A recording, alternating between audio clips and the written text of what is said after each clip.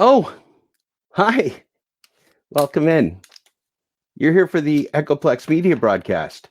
Oh, great. Me too. My podcast, the Full Dash Closure audiobook and podcast, actually sponsors Plex Media. Yeah. We're also on podcatchers like Apple Podcasts, Google Podcast, Amazon, you name it. We're on there. Yeah, it's about not just the gig economy, but corporate AI and the future of human employment and our economy. And it's really applicable to everybody. I think you'll be fascinated. So check it out. We've actually got 14 episodes up now. So yeah, check that out. Let's watch Plex Media now. See what Dave's up to. Imagine a drone army of Mark Zuckerberg clones stomping on a human face forever.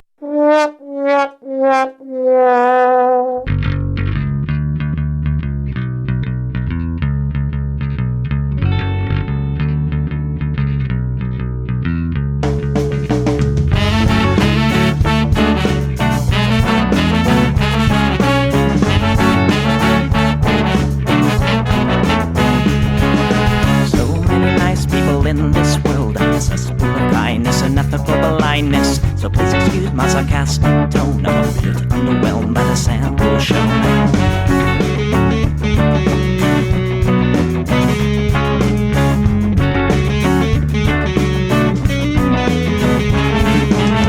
Mr. Pistra, fraternity guy, you got my asshole, bloodshot eyes.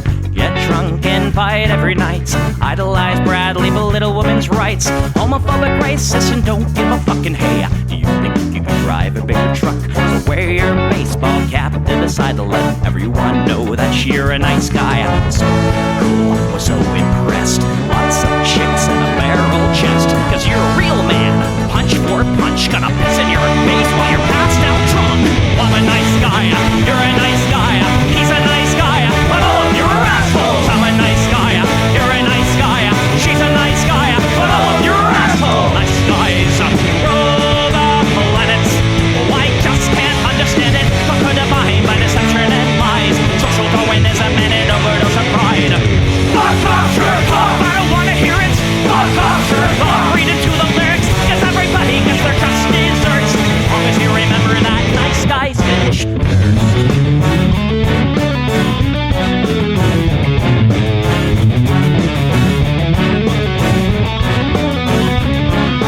Mr. Whitebeard, you're next on the list.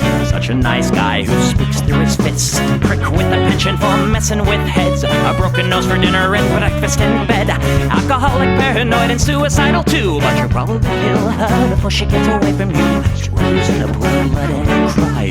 All your friends say that you're a nice guy. Have a drink, this one's on me. Look, you're doing fine, losing to your disease. Comatose, I'll pack your bags. Bury you in my castrated gag. I'm a nice guy, you're a nice guy. We're all nice guys, but all of you are assholes. He's a nice guy, she's a nice guy. Hey, Tom Bo's a nice guy. All of you are assholes. Nice guys rule the planet.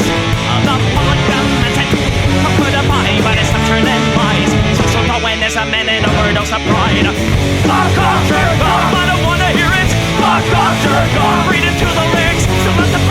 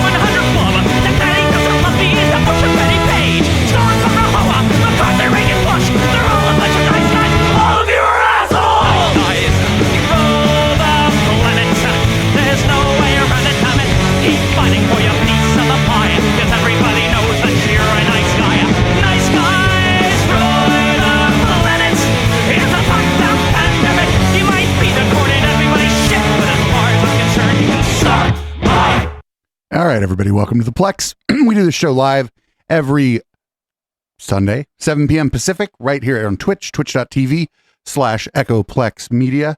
Pardon my voice is a little bit hoarse. Good thing I have 2 days off after the show. I'll probably make it through the whole show, though. You can support this project at eplex.store. There's a membership function there, just like Patreon. A little bit better than Patreon, though. You get discounts on our items if you sign up there. Also, we have a promo running all week that the bot will tell you about, half off all the stickers that I fulfill myself. And everybody make sure you check out episode 200 of the Intellectual Dollar Tree on Wednesday. I have something really cool planned. And there's also a limited edition episode 200 Intellectual Dollar Tree shirt on our website or on at eplex.store. So I'm producer Dave. You can find me on your grinder grid, and this is what the people want. I don't hate the cops. There's a person inside when the truncheon stops. Oh, don't hate the cops. Oh, when the raiders come, who will protect the shops? Don't hate the cops. They're a sensitive bunch if you don't stop throwing your rocks. Snap, crackle, pop is the sound of a taser. Your body drops. Don't hate the cops. Don't hate the cops, don't hate the cops. Don't hate the cops. Like your local police. Cause they don't do nothing wrong like your local police. Got rid of the corruption and the racism is gone. They've been keeping the peace. Keeping homeless folks out of the parks and malls. Got a cure for your social disease. Follow the law, don't hate the cops. Follow the law, don't hate the cops. Follow the law, don't hate the cops. Follow the law, don't hate the cops. Follow the law, don't hate the cops.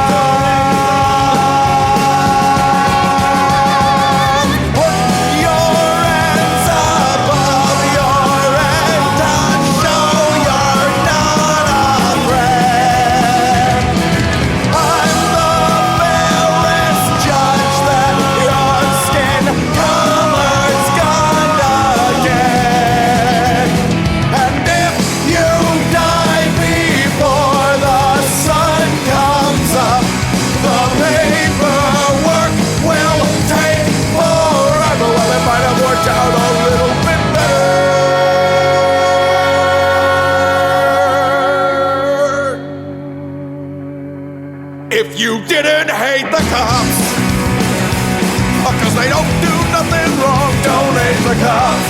You can't blame them for just doing their job, don't hate the cops. Well, you gotta wonder, how much would it cost for you to be shot at and stabbed at by maniacs and drunks? Don't hate the cops, don't hate the cops. Don't hate the cops, don't hate the cops.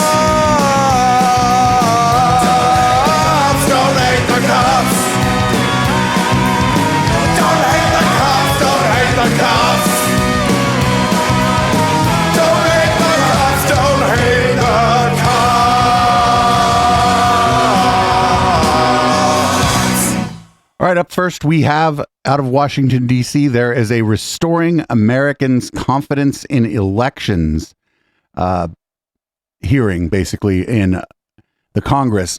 But it's specifically about the city of D.C. and their election integrity, not about the whole country. They're just mad at D.C. probably because the District of Columbia, the people in D.C. just always vote Democrat, and the House is controlled by the Republicans. There's a lot of clips in this. We'll see how much of it we get through. Mr. Chairman, let me begin. Mr. Cuccinelli, did Joe Biden win the 2020 presidential election? Well, he's the president today, so yes. Yes, he did win the election. Mr. Speed, that's your answer? He did win the election. He's the president today, so yes, he won the election. Well, question of whether or not it's the president and the question of whether or not he won the election are actually two different questions. In your opinion, did he win the election? He is the president today, and he got it's because he won that election. Yes. Okay. And he won that election because the Hunter Biden story was suppressed and because of Zuckerbucks. Wow. Because of what? Mr. Spies, did Joe Biden win the 2020 presidential election? George Bush won the 2000 and 2004 election. Donald Trump won the 2016 election. Brian Kemp won the 2018 election. And Joe Biden won the 2020 election. All were challenged. Well, that's pretty good. This is going to be amazing. These people are all just incredibly stupid. Here is here's a clip of Congressman Raskin talking about the former president trying to overturn the election. Ms. Weiser, we just went through the unprecedented agony of a president of the United States trying to overthrow a presidential election, trying to get the vice president of the United States to step outside of his constitutional role and to declare the president who lost the victor in the election. We heard people not far from here chanting, hang Mike Pence, driving him out of the body. There was an attempt to substitute the loser for a winner in a presidential election. We experienced a violent insurrection. There have been hundreds of convictions. People have just been convicted of seditious conspiracy, which means conspiracy to overthrow the government. And now, instead of dealing with that reality, which poses a serious threat to the Union, a dagger pointed at the throat of the United States of America, instead our colleagues come forward with legislation to try to impose a photo ID on local elections in the District of Columbia. Do you see something as strange or perverse about this response to the actual threats to democracy in America? Thank you for your question. I do agree that the ACE Act does not address these critical threats that are urgent and that Congress needs to address as quickly as possible heading into federal elections, and instead focuses on actually rolling back voting rights solely in the District of Columbia. Thank you. I yield back, Mr. Chairman. The gentleman yields back. The gentleman. Yeah, they're just meddling in like the local elections in Washington D.C. because they don't have anything else to do in Congress. Just going to meddle in the local elections in D.C. Okay, whatever. Page 4, Right to Rise USA violated 52 U.S.C. 30121A2 when its agent Neil Bush solicited a foreign national for a political contribution. Right to Rise USA violated 52 U.S.C. 30121A2 by accepting APIC's contributions. Respondents will cease and desist and will pay a civil penalty to the commission in the amount of $390,000. And this was signed for the respondents by you, Mr. Spies, on February 13th, 2019. Do you deny any of that? I would be happy to explain if you'd like to give me more time. Sure, and we can also explain it by entering into this, the record, how a Chinese-owned firm entered U.S. presidential politics August 3rd, 2016. Intercept, Mr. Chairman. Without objection, the gentleman may answer the question. What you just read is that somebody solicited, that the conciliation agreement agreed that Mr. Bush solicited a foreign national. And what that meant is that he spoke with the counsel of a foreign parent company about what he almost just said foreign spy, I think. Money to be contributed. No foreign money was contributed to the super PAC. No, it says you accepted APIC's contributions. If it was American money, why would you be entering into an agreement to embrace your own guilt in the matter? I was the counsel for an organization that found it was better to conciliate than continue to litigate. Okay, so you did plead guilty to it. I didn't plead guilty. That man is a spy. His name is, he's telling on himself with his name. If you're listening to the podcast, that guy's last name is Spies. I've seen Burn Notice. I know how to spot a spy. Oh man. Okay. So here's Clay Higgins, apparently asking the witness kind of dumb questions. You strike me as a good lady with beautiful intent to serve her community. I sense that you're How is this a very congressperson? serious about doing your job, and I commend you for that.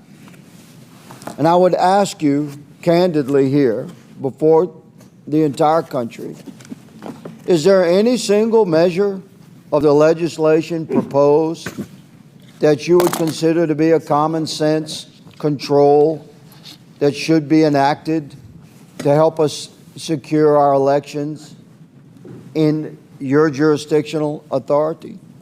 Is there any measure here? In my role as the executive director, I do not provide opinions. I'm asking for your opinion. I'm giving you the opportunity, good lady. Thank you. Recognize, I respect you as an American. I've stated as such. I'm asking you, is there not one common sense measure within this where we could seek concurrence and agreement? This is the diplomatic way. Thank you for the question. As I mentioned, I am here in my official capacity as the executive director of DC Board of Elections. So you're going to and I do decline this not- opportunity to opine, is the way I... Yeah, she just said it's not my job to give my opinion. Well, let me say, the gentleman- we're going to move forward. We're going to move forward as a body. Mr. Chairman, my time has expired.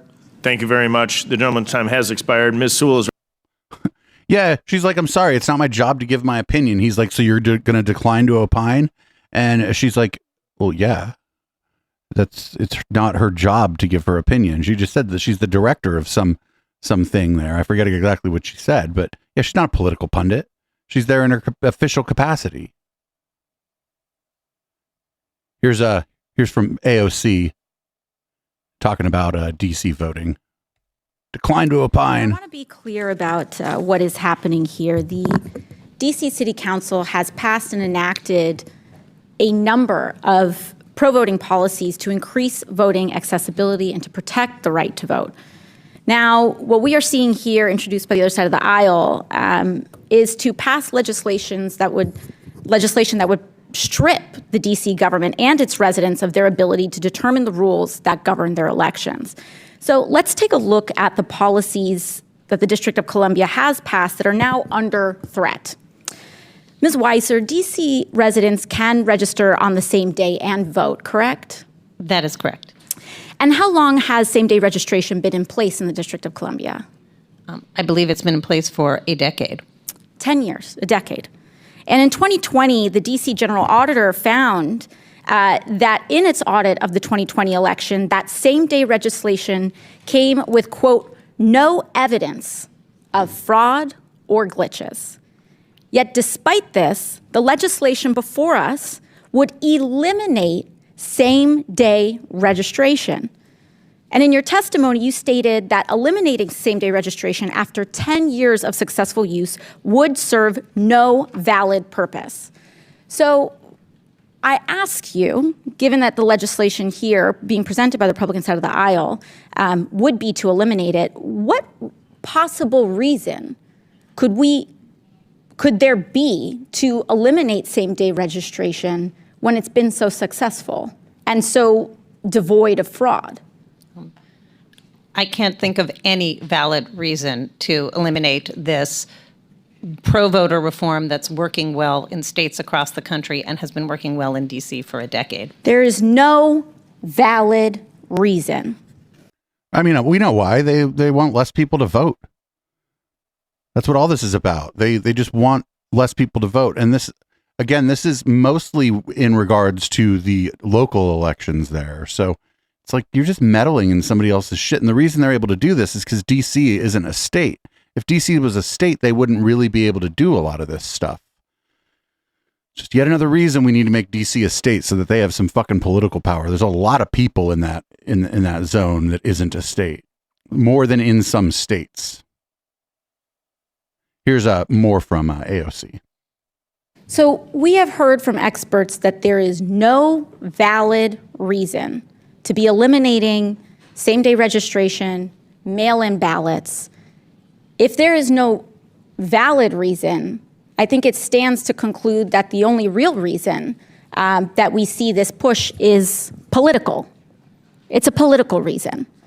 And in one of the blackest cities of America, to have, and to even have the idea of proposing the federal government strip voting rights in one of the blackest cities in this country that has a history of enslavement, a history of freed people seeking refuge here and then being punished with disenfranchisement. This cuts to the core of not just the present moment, but American history. I think what is striking about this is how afraid the other side of the aisle is of free and fair elections. And last year, Republicans were so afraid of a fully representative democracy in the District of Columbia that they insisted on denying the people of D.C. statehood. Today, Republicans are so afraid. Well, they've insisted on denying the people of D.C. statehood for the whole time, predominantly black voters who have been disenfranchised for as far back as when black people were enslaved in the United States of America. This has nothing to do with election integrity. This is about racial control. And this is not new. We have to look no further than an explanation from Senator John Tyler Morgan of Alabama, a former Confederate and slaveholder, who said at the time, quote, "In the face of this influx of a black population from the surrounding states, Congress found it necessary to disenfranchise every man in the District of Columbia in order thereby to get rid of this load, quote unquote, of black suffrage that was flooded in upon them." That is the true statement. History cannot be reversed. No man can misunderstand it.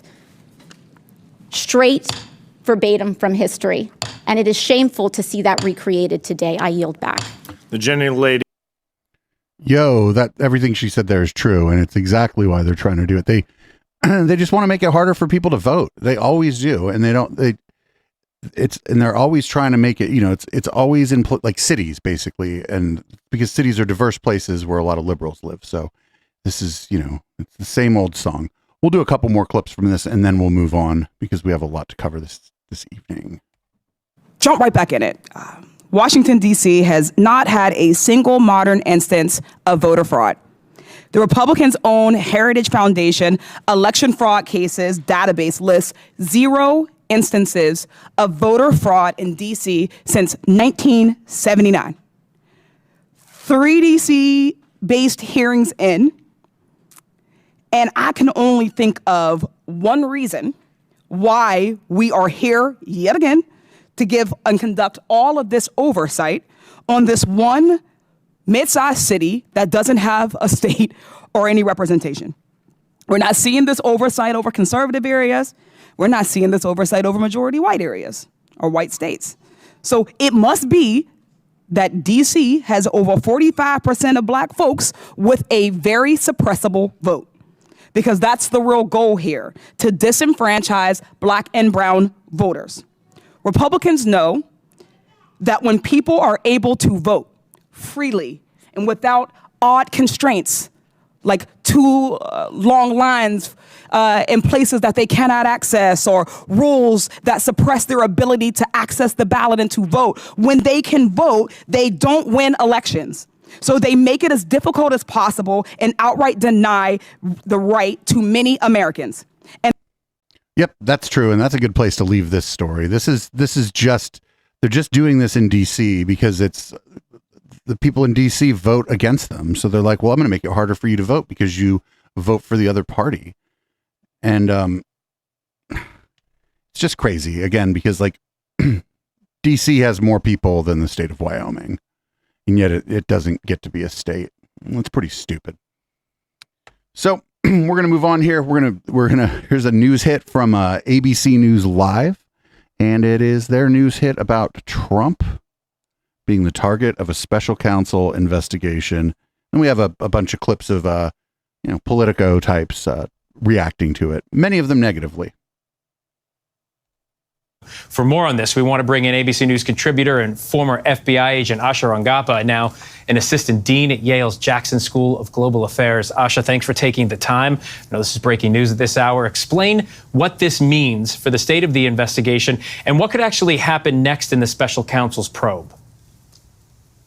Well, Phil, this means that they are basically at the end of the investigation, at least the one that is the subject of the target letter. A target letter is issued when the Department of Justice wants to communicate to person's lawyers that they are about to be prosecuted criminally, that they believe that a crime has been committed, and charges are imminent. We know that Trump's attorneys met with Jack Smith, the special counsel's team, on Monday. And typically after a target letter is issued, the Department of Justice will give an opportunity for the lawyers, the defendant's lawyers, to come in and maybe make a case on why their client shouldn't be charged. That suggests that that's what that meeting was about. But it tells me that an indictment is imminent, at least in the case that they wrote the letter about. Yeah, and this is one of several investigations into the former president, as you know. How significant is this probe into his handling of classified documents, and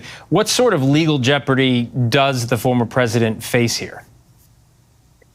Yes, if charges do issue, I am looking for two main things. The first is charges relating to his retention of classified information.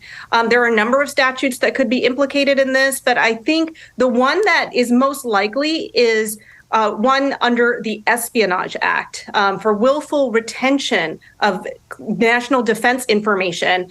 We know that Trump was issued a subpoena and he did not comply fully with the subpoena, and that more documents did not comply fully, like didn't comply at all after a search warrant was executed. So that would be the statute that I think would fit that. Also, obstruction of justice. And this is really the big, kind of nail in the coffin because of sort of the constant efforts to conceal or resist turning over these documents. And this would also distinguish, I think, Trump's case from the inadvertent retention of classified documents by the former vice president, for example, or even the ongoing investigation right now with President Biden and classified documents that have been found in his possession as well. Asha, we've seen dozens of former Trump aides now, as well as Secret Service agents who've testified before the grand jury. What does that tell us about the information they've been gathering about the former president's handling of those classified documents? Yeah, so this is a really unusual case in that you typically don't have a defendant where you have multiple people following them around all day. So the fact that the special counsel has been able to get... That's a good point. There was a bunch of people around him all the time that were able to kind of see what he was doing. Secret Service members to come in, testify to what they've seen, what they did on the president's on former President Trump's behalf is really a wealth of information that they normally wouldn't get. Remember that Secret Service agents also are sworn law enforcement officers, and they are trained to be observant. They are trained to actually testify in court. So they're also credible witnesses who will have a lot of information to give and also to flesh out all of the details in the government's case. This won't be, I think, if charges come based on thin evidence. They're going to have a number of witnesses, documents, and other hard evidence as well. ABC News contributor and former FBI agent Asha Rangappa. Asha, thank you so much. I'm not holding my breath here, but it's starting to look a little bit like this dude might be fucking cooked.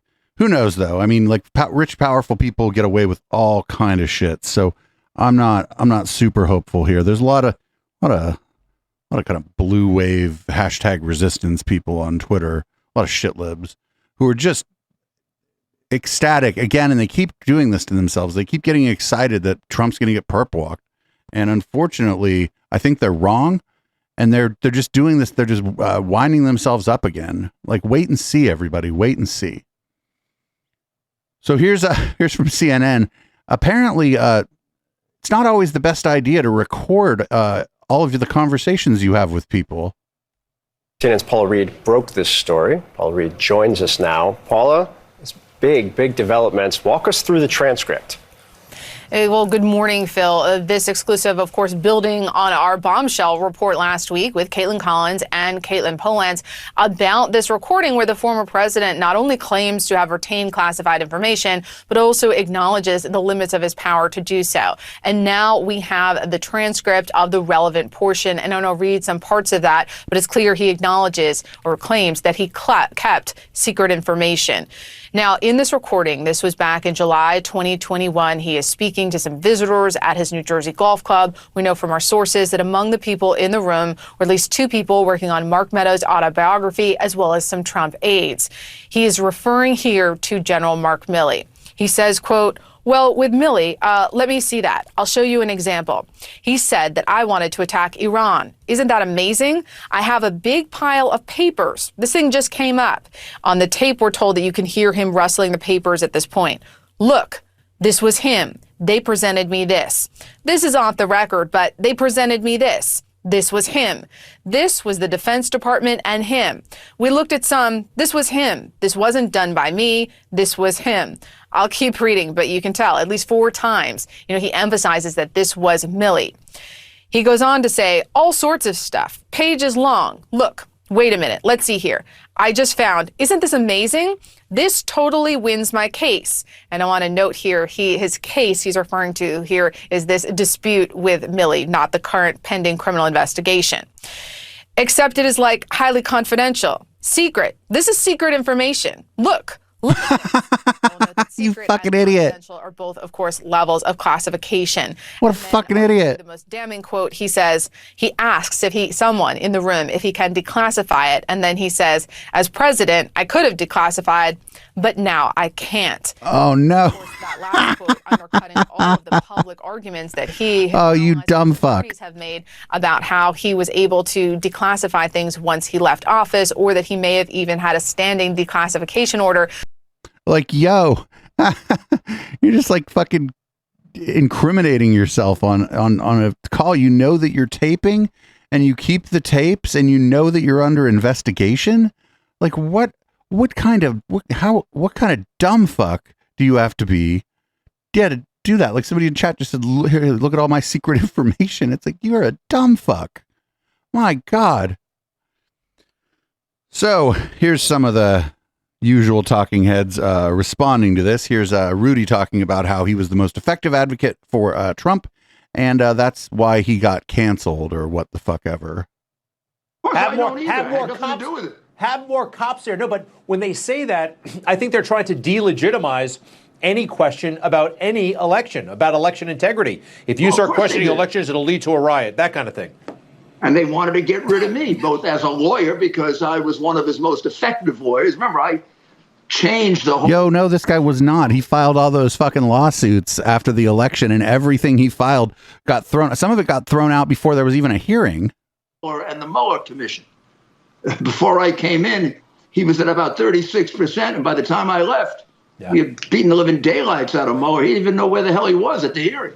And that Mueller report and then ultimately... on television, I've been one of his most effective spokesperson. Untrue. Banned me from television. Well, Fox hey, won't put me on. You're also one of the most effective mayors and effective Americans in the history of this country, Mr. He's like, I'm going to kiss your ass a little bit and get you off my show, you fucking crazy person. No, this guy wasn't effective in advocating for Trump. This guy's shit got thrown out. Some of this guy's stuff was so bad he almost got disbarred. He's just wrong. So, up next is Tiny Dancer Ben Shapiro. He knows that Trump didn't really mean any harm when he did all this. He didn't mean any harm. It was just, just goofing off. There's no question that the legal apparatus of the United States has been turned on Donald Trump. Now, to be fair, Donald Trump has a habit of playing with circumstances that open himself up to these sorts of investigations. That does not mean, however, that he should be prosecuted. Wait, why? He's a guy who's constantly skating on the edge. But skating on the edge does not mean that you should be prosecuted if similarly situated people are not prosecuted. Presumably, this prosecution that they're talking about from Jack Smith is about the classified documents at Mar-a-Lago. As we all know, this is silly. The reason this is silly, not only because Joe Biden had classified documents dating back decades in various offices stashed around the country, including in his garage. Where well, then prosecute him too. Moral idiot son was staying. He just had his classified documents stacked up next to his Chevy in the garage. He also had it at his office at the Chinese Center for Chinese Grift up in Washington, D.C., did Joe Biden. And nobody made a peep about it. Nobody really cared about that. But of course, Hillary Clinton was exonerated by the DOJ for literally setting up a private server to host emails that should have been on government servers and then bleach bitting them and then destroying the hard drives to prevent the knowledge of that. And it's only when we found out that those emails had showed up on Anthony Weiner's computer, because she'd emailed them to Huma Abedin or whatever, that we found out that those emails actually still existed and there was classified information in them and all that. And the DOJ literally rewrote the law in order to prevent Hillary Clinton from being prosecuted. You remember James Comey made a big announcement about it. He basically said, she absolutely broke the law, but we're not prosecuting her because she did not have the intent to distribute this to foreign sources. He admitted in his statement to James Comey, then the head of the FBI, this would have been in 2016, he admitted that there was every opportunity for foreign sources to have hacked Hillary Clinton's hard drive, and that there was a good shot that those emails actually did end up in foreign hands. But he said she didn't intend to do that. It was just an oversight. It was just a mistake. I also I'm not sure that he's characterizing what these people were saying correctly. I don't know. It's been a while since this happened, and I haven't been paying.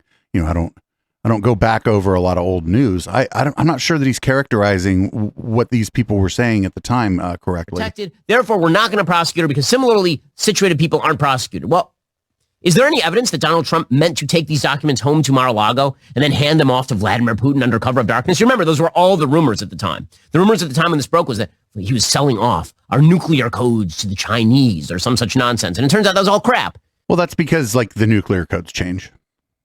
It's not just by yelling out whatever the nuclear code is, all of a sudden you're launching missiles. You also have to have access to the people who would fire the nukes. So just having a series of numbers that was once a code, or a series of, maybe it was alphanumeric string or whatever, that was once a code, that doesn't mean anything. The code probably change every day. They must. The theory that I had from the beginning was correct. That basically Trump was like, I like that document. It's nice. It's signed by Kim Jong-un. He and I are friends. Take it home. They call it Kim Jong-un. That was the actual reason he had the documents. Not for any nefarious purpose, but because Trump likes things and so he takes them. Well, wait a minute. What if I like the shit in your studio, Ben? By the way, that's not even unique to Trump. Bill Clinton really liked a lot of the stuff at the White House, and so he just took it with him when he left in 2000. You remember this. He took the cutlery in 2000 because Bill Clinton is trailer trash. But it is an amazing thing that they're now talking about prosecuting Trump over mishandling of classified documents. Yo, Bill Clinton's trailer trash? You know who didn't take so much as a pen when he left the fucking White House is Barack Obama, right? That dude motherfucker is squeaky fucking clean. First fucking black president, you better bet they didn't take shit. They probably left stuff behind that belonged to them just on the off chance that somebody might think they stole it. Trump likes things and he took them? That's theft. That's what theft is. And in this case, they were classified documents. Does it matter why? I kind of thought that he just wanted him to show off to people at Mar-a-Lago. That was my guess when he got, they call it a raid, when his property was searched. That was my guess. I'm no, he probably when if investigators came by, he probably showed them off to the investigators. Just be how important I am. I have classified documents. Yeah, that sounds right, but that doesn't. So what? So what? So up next, we got a Gymnasium Jordan with a take on all this. Instructed his aide to help him remove sensitive documents in defiance of a federal subpoena. A, does that trouble you? And B, if he thought that he had the right to have these documents, why was he trying so hard to hide them? No, it doesn't bother me because, again, you can't have obstruction of something when there was no underlying crime. The standard is set. The standard is what the Constitution says, and the Commander-in-Chief, the President of the United States, has the ability to classify and control access to information. That's what the Constitution and the court have said. So you can't obstruct when you can't obstruct. Wait, that's not true. The President of the United States. The president can declassify things, sure, I guess, but he has to declassify them for them to be declassified, and there's a process by which the president declassifies things. Is the fundamental flaw. And you're just taking when he him was at his president, word. he declassified the material. He says point blank. He says point blank on tape, as president, I could have declassified it. Now I can't.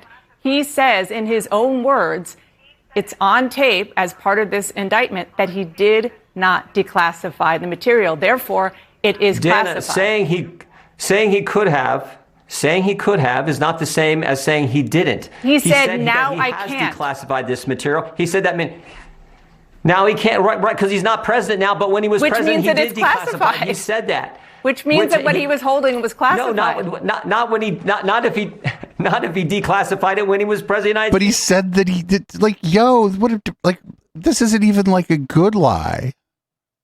But he's saying point blank in this audio tape that he did not declassify it. What you're saying just doesn't make sense on its face. This is what this truly is, Dana, is an affront to the rule of law. It's an affront to consistent application of the law. You had Secretary Clinton, who had classified material on a server. She was not president of the United States. She was Secretary Clinton. You have that happen. Nothing happens to her. When you have two people who do the same thing, and one has the standard that I've talked about, but the only one who gets indicted is the Republican. The only one who gets indicted is the one who was actually president, who did it the right way. Oh my God. But wait, shouldn't we hold the president to a higher standard than someone else? Wait a minute. I mean, being the Secretary of State is a pretty, high up their job in the government, but shouldn't we hold the president, any president, to a higher standard than the people in their cabinet? I don't understand this. The American people see. And the other thing that troubles me about this, and this is total affront to the rule of law, is that Jack Smith went and got the president lawyer's notes. You talk about a violation of fundamental liberty. Let's talk about that in a second. Get access to Sir, I want to go back. Privilege. There's a lot to unpack here. I want to go back to something. Now he's running a gish gallop on you. Cut his mic and tell him to fuck off. We were going back about the classified documents, but there's something else I want to point out, which is that the Presidential Records Act says. So they do a bad job of this when somebody just starts rapid firing claims at them, right? Because this person's interviewing him about like what's going on, right? This isn't like a debate. So the interviewer needs to be like, we need to have a bit of a back and forth here. You've said a lot of things, I have to respond. I owe it to my audience to respond to the things that you say. And if you make 5 or 6 claims right in a row, I can't respond to them. And if you keep doing this interview is over. But none of these people have the courage to do that, because a lot of these people are like, they would do anything to maintain access to even smarmy pieces of shit like Jim Jordan. Speaking of smarmy pieces of shit, here's Lindsey Graham not having such a great time on ABC's this week. We are joined now by Senator Lindsey Graham of South Carolina, who's endorsed Donald Trump for president in 2024. Senator Graham, thank you for joining us this morning. Donald Trump has said repeatedly that he did nothing wrong. Do you believe that? Well, here's what I believe. We live in an America where if you're the Democratic candidate for president, Hillary Clinton, Secretary of State, you can set up a private server in your basement to conduct whataboutism business. And when an investigation is had about your activity, no, let me finish. Damn. No, don't let him finish. Be like that. That's not the question I asked you. Well, yeah, I'm trying to answer the question from a Republican point of view. Right, but that's the problem. Why don't you just answer? The answer to the question isn't a Republican or a Democrat answer to the question. It may not be acceptable on this show. Yes, I don't like what President Trump did in certain aspects. I don't like that Joe Biden had classified information on the garage. I don't like that Mike Pence carelessly took classified information. I don't like any of that. But what I don't like is a system in America where the Secretary of State, who's a Democratic candidate for president, has people take a hammer to social media devices and break them apart, apply bleach bit to a hard drive to erase emails, allow classified information to get on a felon's computer, Anthony Weiner. You haven't even mentioned that. Most Republicans believe we live in a country where Hillary Clinton did very similar things and nothing happened to her. President Trump will have his day in court, but espionage charges are absolutely ridiculous. Well, then he should be acquitted. He did not commit espionage. He did not disseminate, leak, or provide information. No. The espionage, everything, not every part of the Espionage Act is like fucking burn notice or whatever, right? You're not out there. You don't have to leak the stuff. Stealing it is bad enough because we don't know. It is unknowable with all the people that this guy's met and had to Mar-a-Lago and all the places he's been. It's impossible to know if he revealed any of this information. So that the possession of it is the thing that can be proven. foreign power or to a news organization to damage this country. He is not a spy. He's overcharged. Did he do things wrong? Yes, he may have. He will be tried about that, but Hillary Clinton wasn't. Your old boss committed perjury in a civil lawsuit, lost his law license, obstructed justice in a dozen ways, and he didn't get prosecuted. I know. And he was impeached. Well, Senator, well, he was impeached, but he wasn't prosecuted. You've made your point. But you also said something that I believe is not true based on what's in the indictment. You said that he did not disseminate any of this information. In fact, there's an audio tape in the indictment where he's talking about the secret information, saying he knows it's secret, knows it's not declassified. Okay, let's talk about that. I don't know what happened. I haven't heard the audio, but look at who's been charged. Oh, I haven't listened to the audios, but I'm going to fuck it. Well, you didn't listen. I guess you got to take the interviewer's word for it then, don't you, asshole? Julian Assange, Edward Snowden, Chelsea Manning, people who turn over classified information to news organizations to hurt the country or provide it to a foreign power. Wait, Chelsea Manning was tried, convicted, and did her time, dude. Happened here. Donald Trump, you may hate his guts, but he is not a spy. He did not commit espionage. What he did is very similar, in my view. So he's conflating like a charge related to the Espionage Act with like our colloquial understanding of what espionage is. Clinton did. People in the Clinton case took a hammer to a BlackBerry and destroyed it. They wiped clean with bleach bit emails. They said they were all personal, but some of them actually were classified, and it wound up on Anthony Weiner's computer, and not a damn thing happened to her. Senator, first of all, she was fully investigated. They found the investigation found no intentional holding back. Well, fine. Donald Trump was president for 4 years. He had his Justice Department in place for 4 years. Give me a break. But setting that aside, there is an audio tape of Donald Trump saying he knows this is secret information. He knows he's sharing it with other people. How is that okay? I'm not saying it's okay. I'm not saying it's okay to take a hammer to a BlackBerry. Oh, just get the fuck out of here. None of this is okay. When Chris Coons, get the fuck out of here.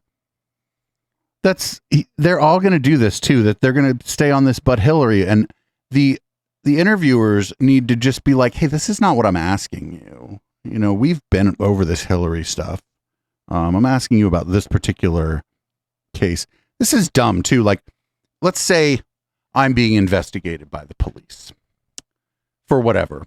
I don't know, whatever it is. And then, and my defense is, oh, well, my neighbor committed a crime too. Well, that's not really a defense. We've just both committed crimes. It's not a defense for me that someone else did something bad. This is dumb as fuck. They either need to say that he didn't break the rules, which they could probably just get away with lying and saying that shit, or like maybe they should just shut the fuck up about it. I don't know what happened. I don't know what's going to happen, and I'm going to wait and see. And I think we all are going to have to wait and see. Here's the former Attorney General of the United States, Bill Barr, speaking on the same matter. Based on the facts, as the facts come out, I think over time people will see that this is not a case of the Department of Justice, conducting a witch hunt. In fact, they approached this very delicately and with deference to the president, and this would have gone nowhere had the president just returned the documents.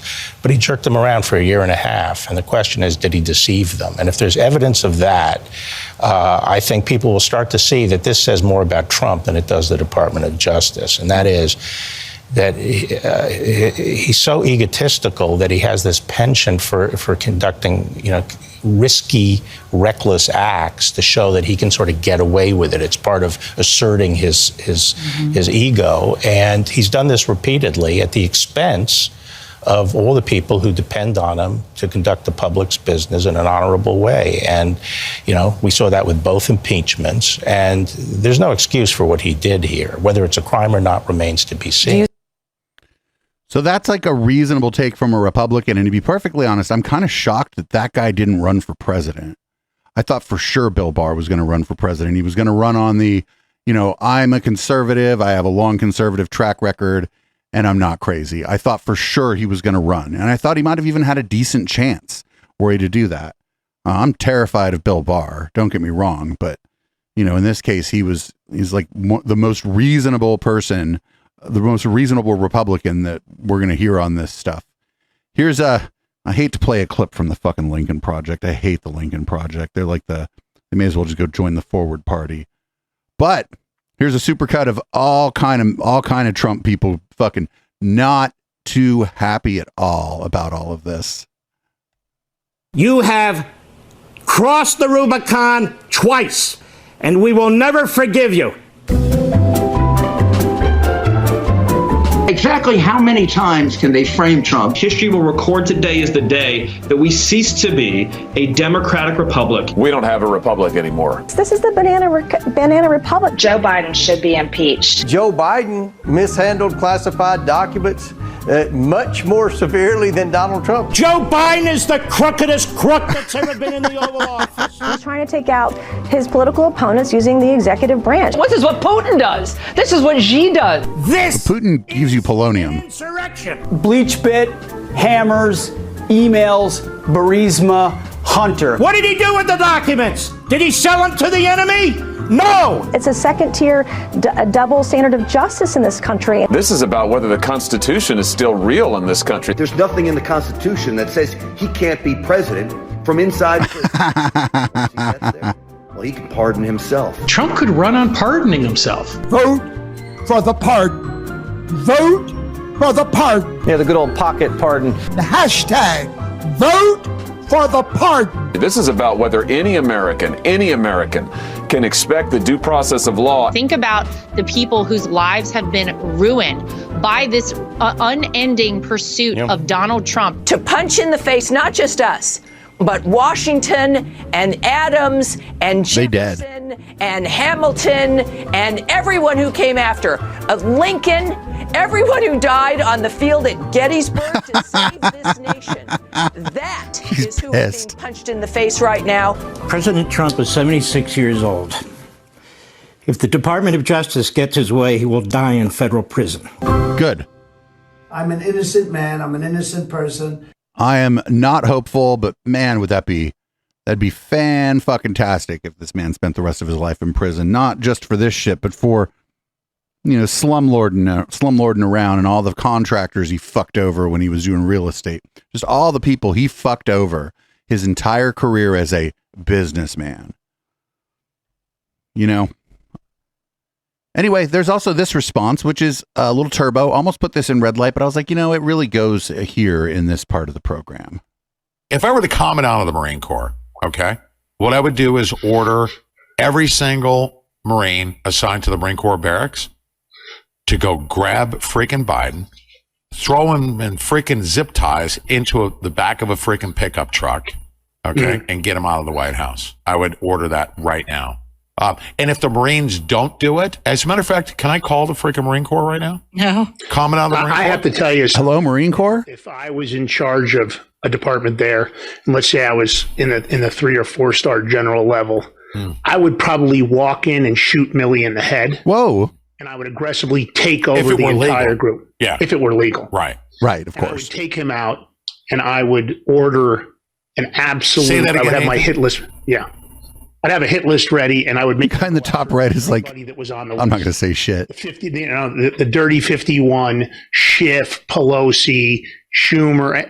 Literally, nobody would be left when I got done. I would snatch them all. Whoa, dude! It's good thing you don't have any power. Everybody, this is the kind of people that we're kind of up against here. It's a good thing that none of them motherfuckers have any power. They're crazy. That's fucking crazy. Anyway, not to be left out of the conversation, here's the dumb left. We got Ryan Grimm with a suggestion for if Trump is convicted. Now, I'm curious from your perspective. Let's say it's a solid case. Let's say you can actually get a conviction. My take on this would be, if he gets convicted, I would say that Biden ought to just pardon him. Let him do a week in prison, and then pardon him, because I think it's important. For the I think it's important that nobody's above the rule of law, but I think it's also important for the public to have a chance to weigh in on this. Like, if he really is the public, what are we going to weigh in on every criminal prosecution? Just the public gets to do that now. Biden for the nomination. Yeah. let that go to the ballot. Like, beat him at the ballot box rather than finishing him off completely through the judicial system because of what that could But if he's tried and convicted by like a jury, that's fucking like what? Uncork in such an unpredictable way going forward. So convicting him, having him serve something short, but then pardoning him, I think it does produce consequences that would deter. If Trump gets convicted, he's going to tell on everyone, by the way. And future presidents. If it looks like he's going to get convicted, he's going to rat everybody out. Losing an Iran war plan, or maybe Right. giving it away by being an idiot. But I think the idea of like him like serving a long prison sentence feels too dangerous to the fabric of our kind of democratic society. I don't know. What am I being too soft there? What do you think? No, you're being an idiot. You're being an idiot. You're suggesting that he's above the law because he's the former president.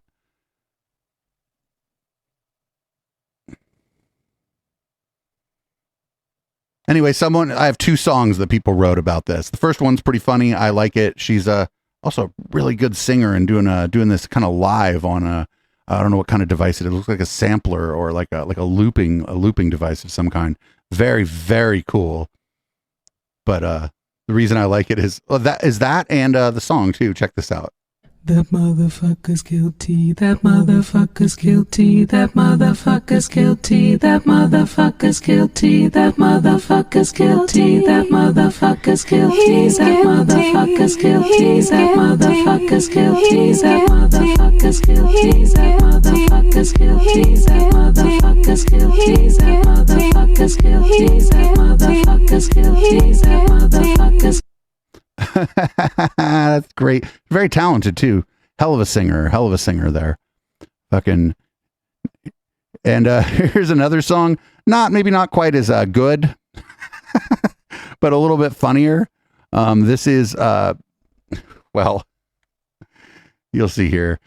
Twitter's being a bit of a pain in the ass. Hang on a second here. Great website they got over there.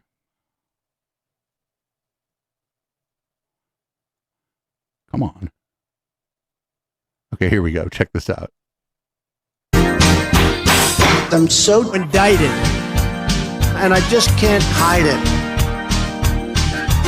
I'm about to go to jail, and I don't like it. I'm so indicted, and I just can't hide it. I know. I am so screwed. Oh, I don't think he is, though. I don't hold out hope here. I think this is all. Even if he goes to trial, I think it'll end up being a hung jury because there's nobody in this country that doesn't know who Donald Trump is, and so like the trial is just going to be a shit show if there is one. Although because of that, they may do it's a federal case, so they may do a panel of 3 judges, which would be interesting, but people would be very angry about that. And up next is we're done with our news on the Trump indictment. Sort of. We're going to ease our way out of it here. The GOP primaries are going to be pretty fucking spicy. Here's Chris Christie at an event. Let me tell you something, everybody. The grift from this family is breathtaking. It's breathtaking. Jared Kushner and Ivanka Kushner walk out of the White House and months later get $2 billion from the Saudis. $2 billion from the Saudis. You think it's because he's some kind of investing genius? Or do you think it's because he was sitting next to the President of the United States for 4 years doing favors for the Saudis? That's your money. That's your money he stole. And gave it to his family. You know what that makes us? A banana republic. That's what it makes us. So, he may get 30% again. I'm not sure. Maybe he'll get more. Maybe he'll get less. But let me tell you what he'll know in 2024 that he had no idea of in 2016. He's in for a fight to get it. Chris Christie's not going to win the primary. Trump's going to win the primary.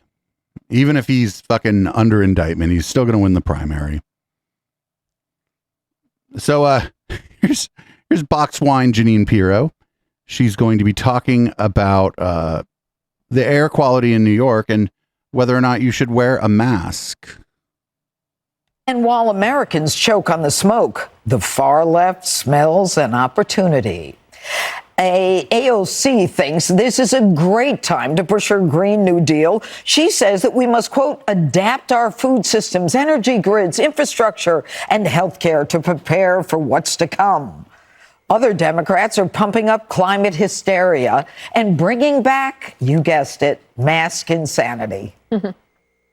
I wear my mask in solidarity. Climate change is not a hoax.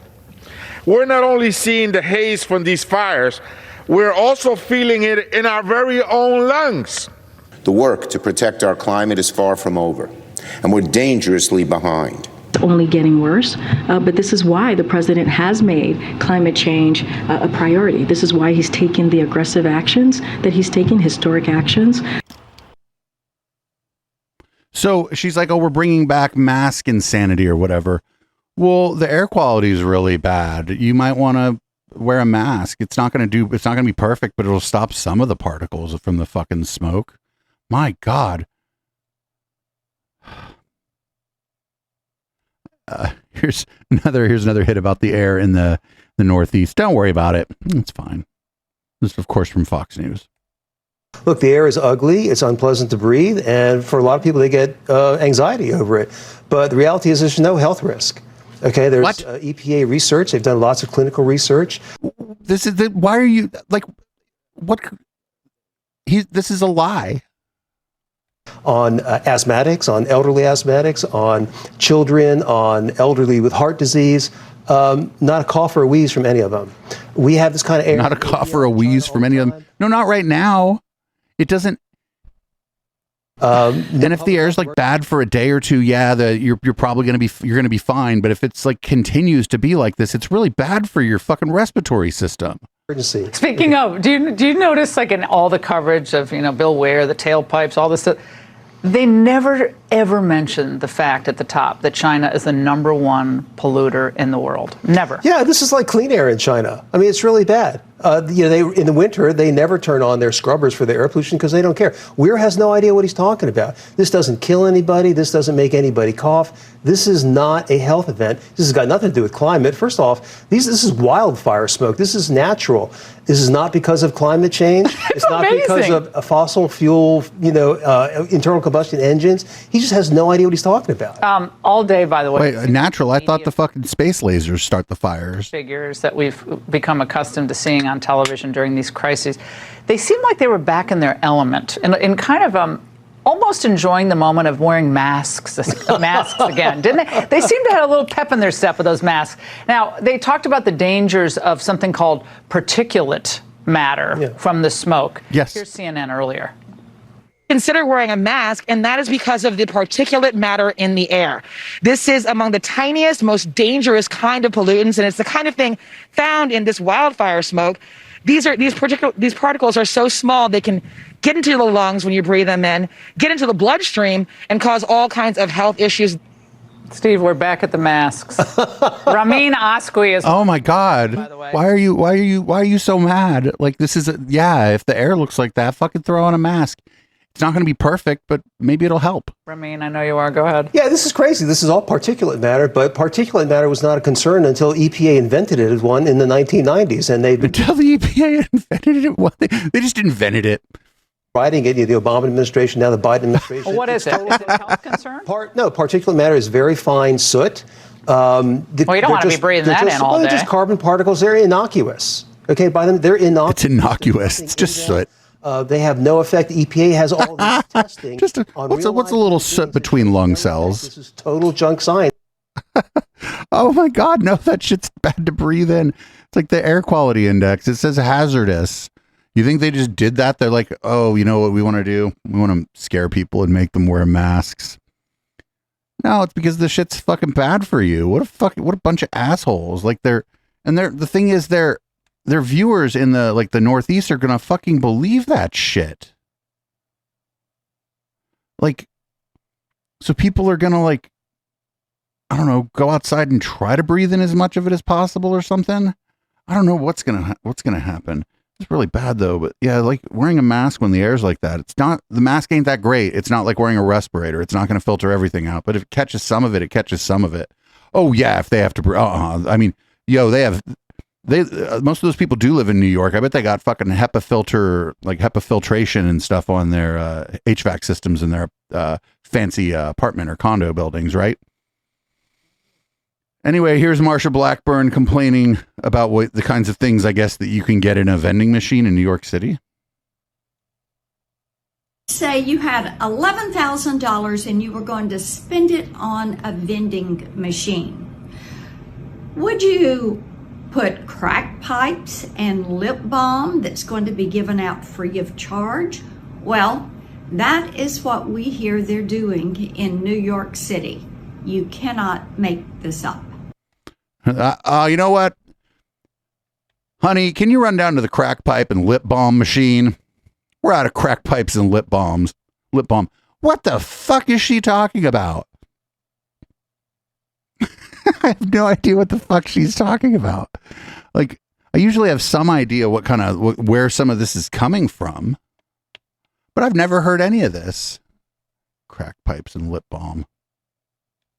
Here's Harris Faulkner has been hosting Fox News, the show called Fox News Tonight. Here's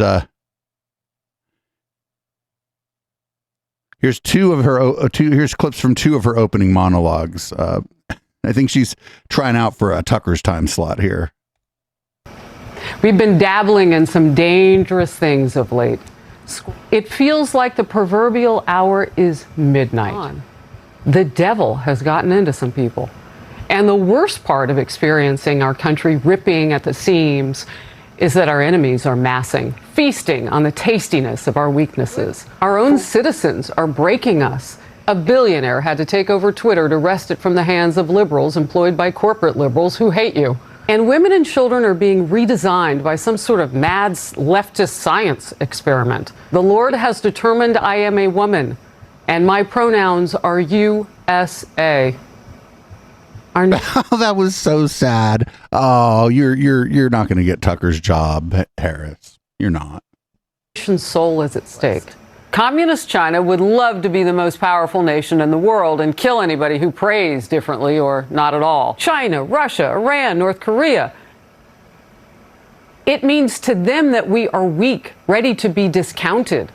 Or they'll be so converted by crime and drugs that they will continue to fall into a stupor, high on anything they can smoke or put in their arms. I would suggest we gather in churches and temples and where good-meaning folk pray and work together. All of this makes Election Day 2024 dynamically important. You know me, I'm optimistic. She's not going to get that job. She's just not very convincing with it. Here's some more of her hosting duties here. She's talking about the Spanish flu in 1918, and she's just incorrect about what she's saying here, of course. Over and over.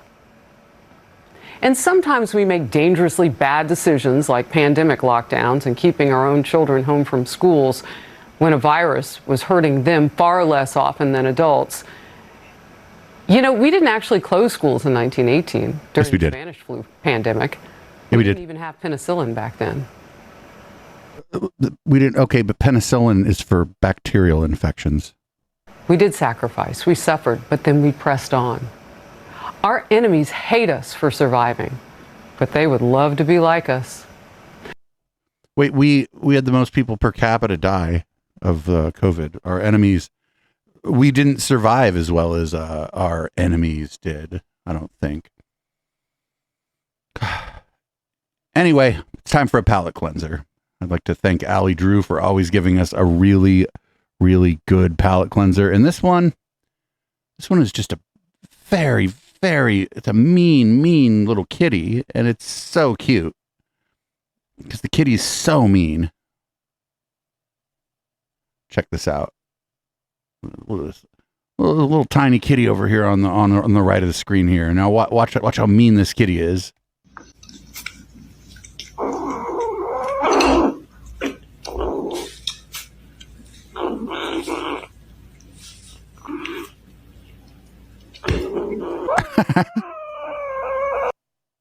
Oh my God. Here, we're going to watch that again. That kitty's so mean. I love that mean kitty. Man, even the big kitty's afraid.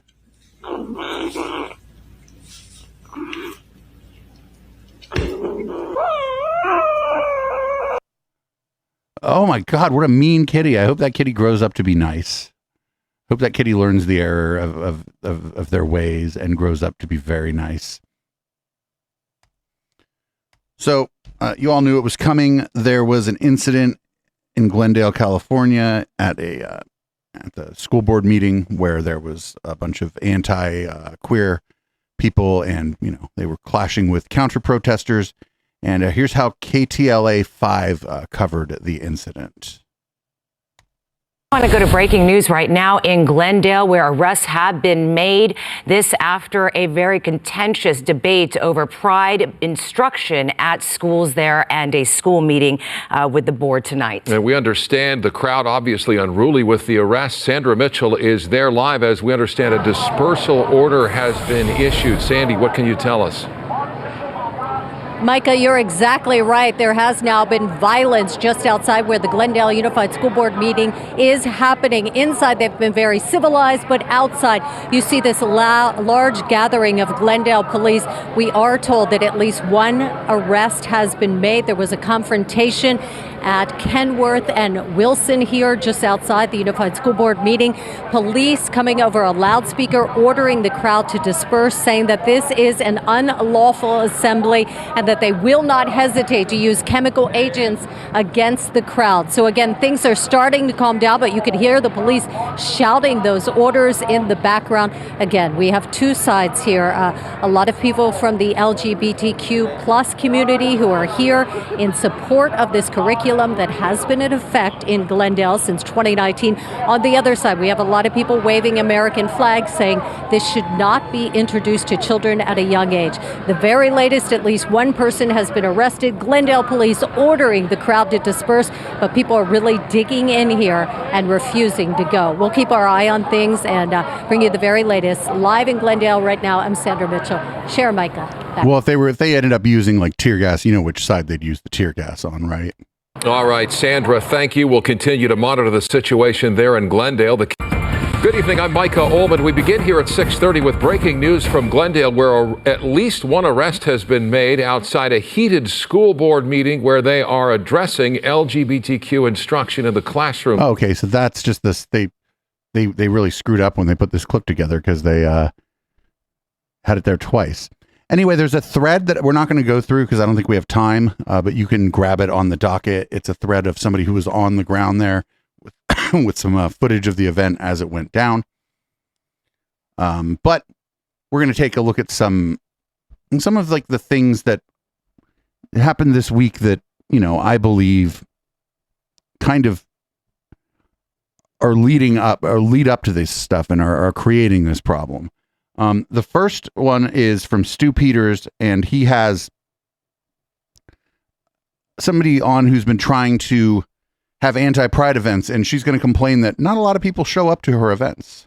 Why isn't the rest of the country doing just exactly what it is that you're doing? I don't know. I mean, it's very frustrating. We've been an organization. I founded this Protect Texas Kids nonprofit about a year ago, and we've been protesting these kid-friendly drag shows for the past year. We've had dozens of these protests, and, you know, some will have a really good turnout, but for the most part, all of these protests only get about 15, 20 people.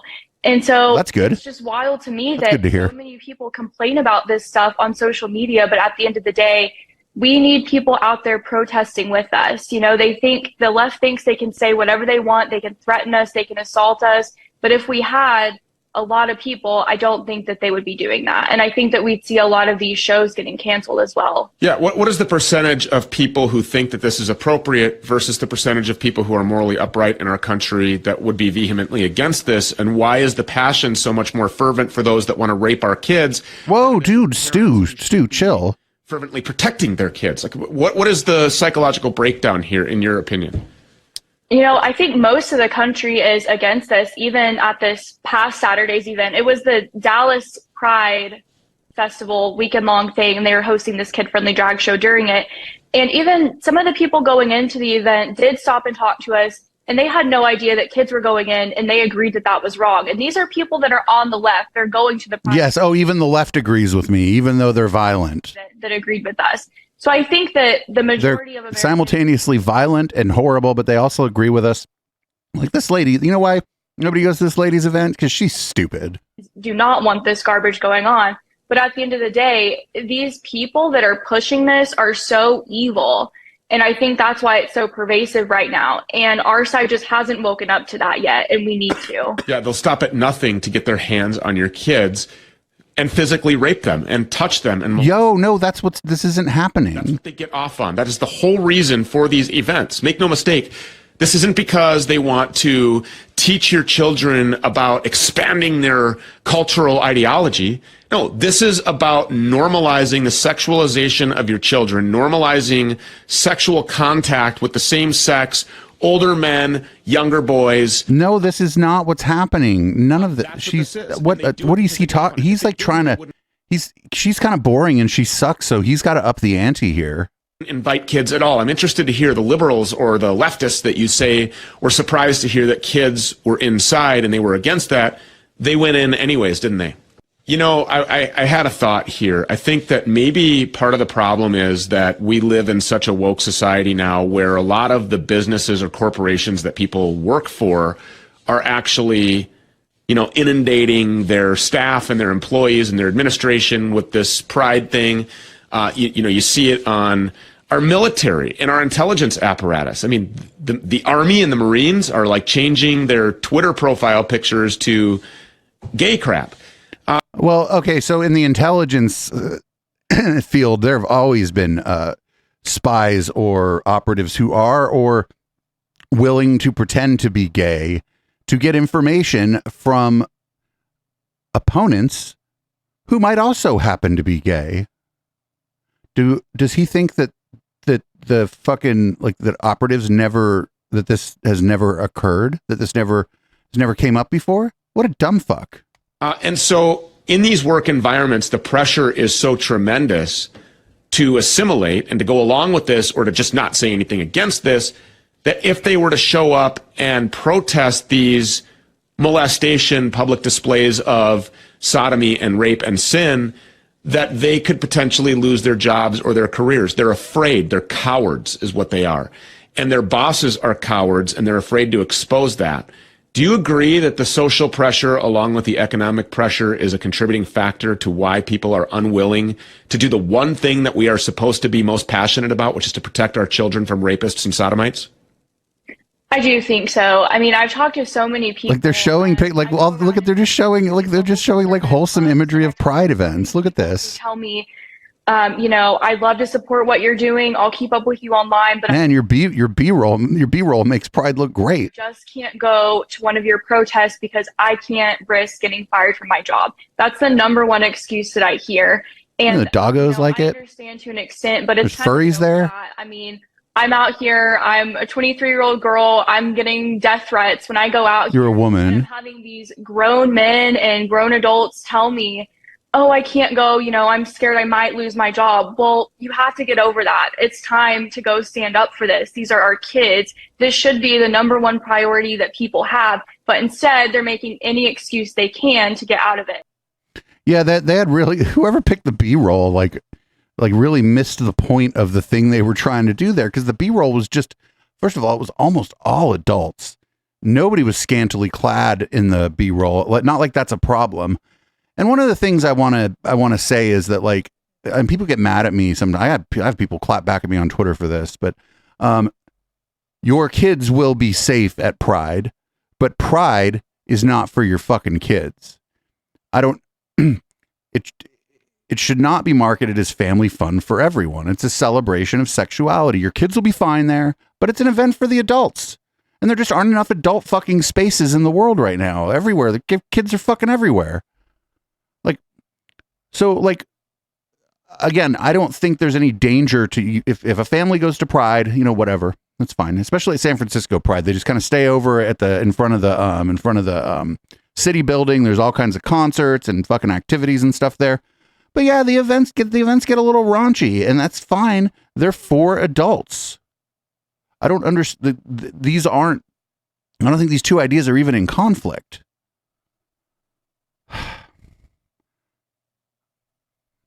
Anyway, here's Steve Deese. He's calling for just mass arrests at Philadelphia Pride. I don't know why he picked Philadelphia. Maybe he's from Philadelphia. Maybe he went to Pride one time and saw a dick that he didn't like. Who fucking knows?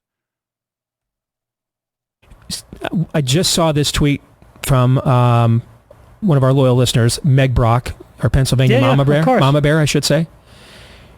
There's a new Philadelphia tour. I'm just going to read her tweet, and I'm looking at the commercial right now. A new Philadelphia tourism ad features drag queens reading to young kids outside of Independence Hall. Mm-hmm. Find every person who is attracted to come to Philadelphia for defiling children this way and arrest. You're not defiling them by reading them a fucking story. Every single one of those damn bastards immediately in a nanosecond once they arrive without hesitation. Yo, even the pigs aren't going to do this, buddy. Every last one of them. And while they await trial, throw them in a hole and throw away the hole. Hopefully I gave Media Matters another article to write today.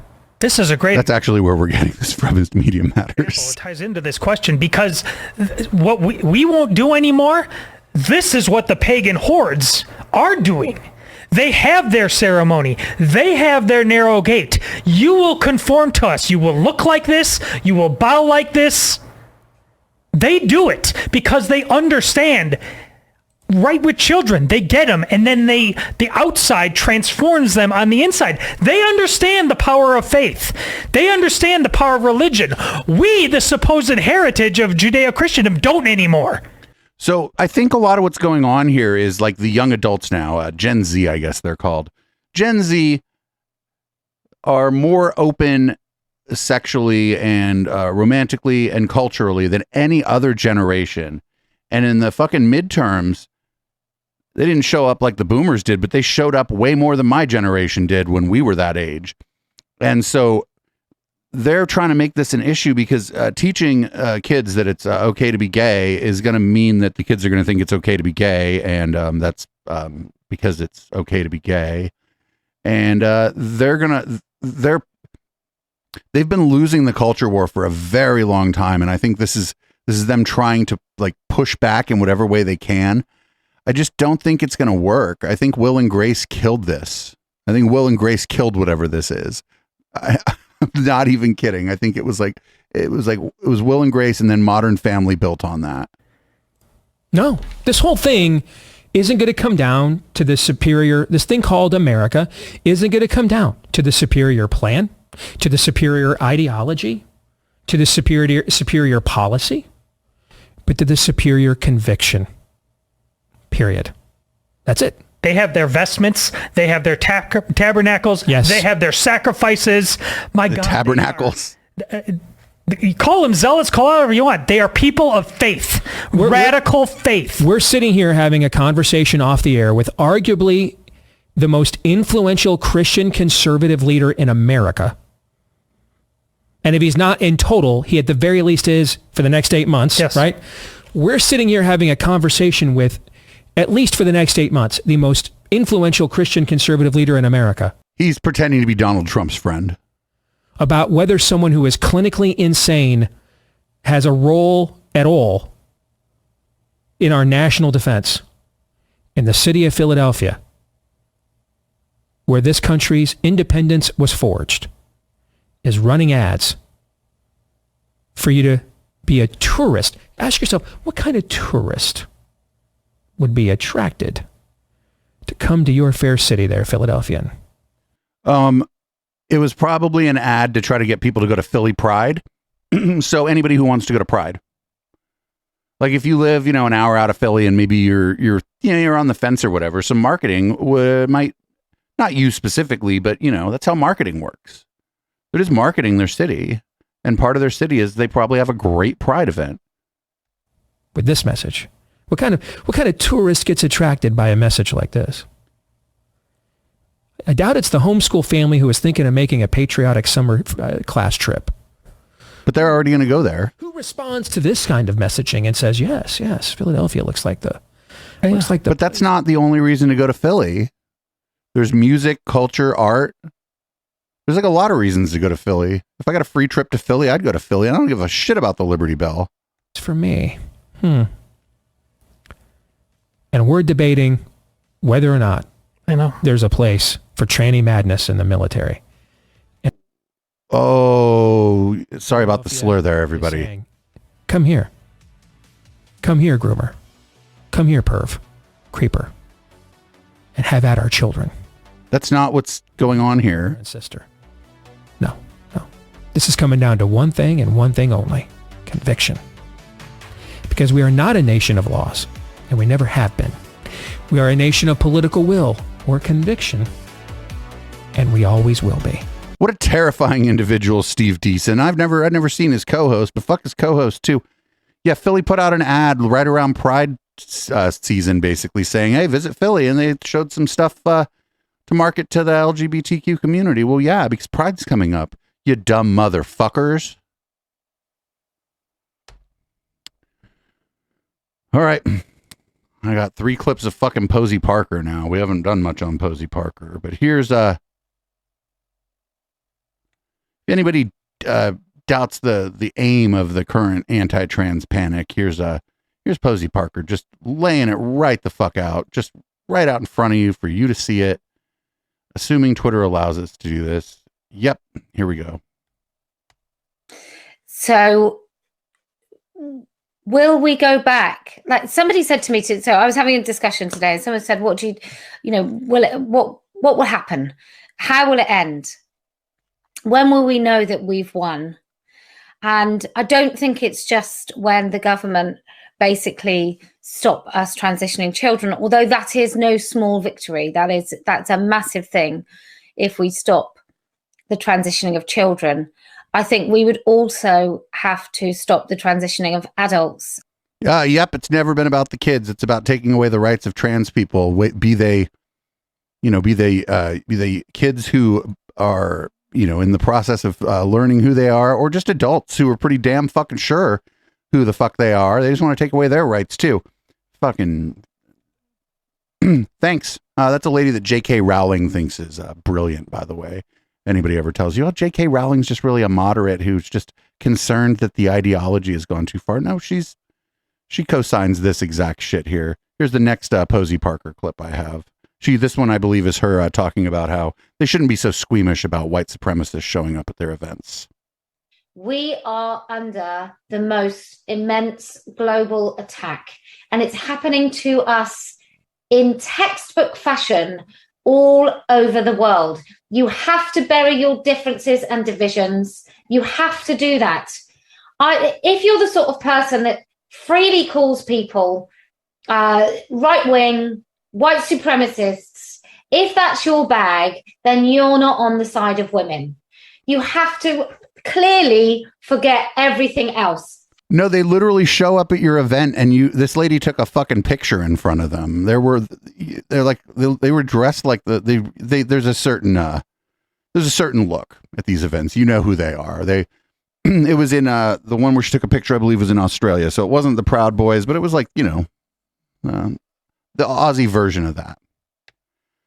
And she took a picture in front of them, and she's like telling her audience now that you have to just accept these people because they're on the same side of this as you are. But those people, they don't think women should have rights, lady. A lot of them people, they don't think women should have rights.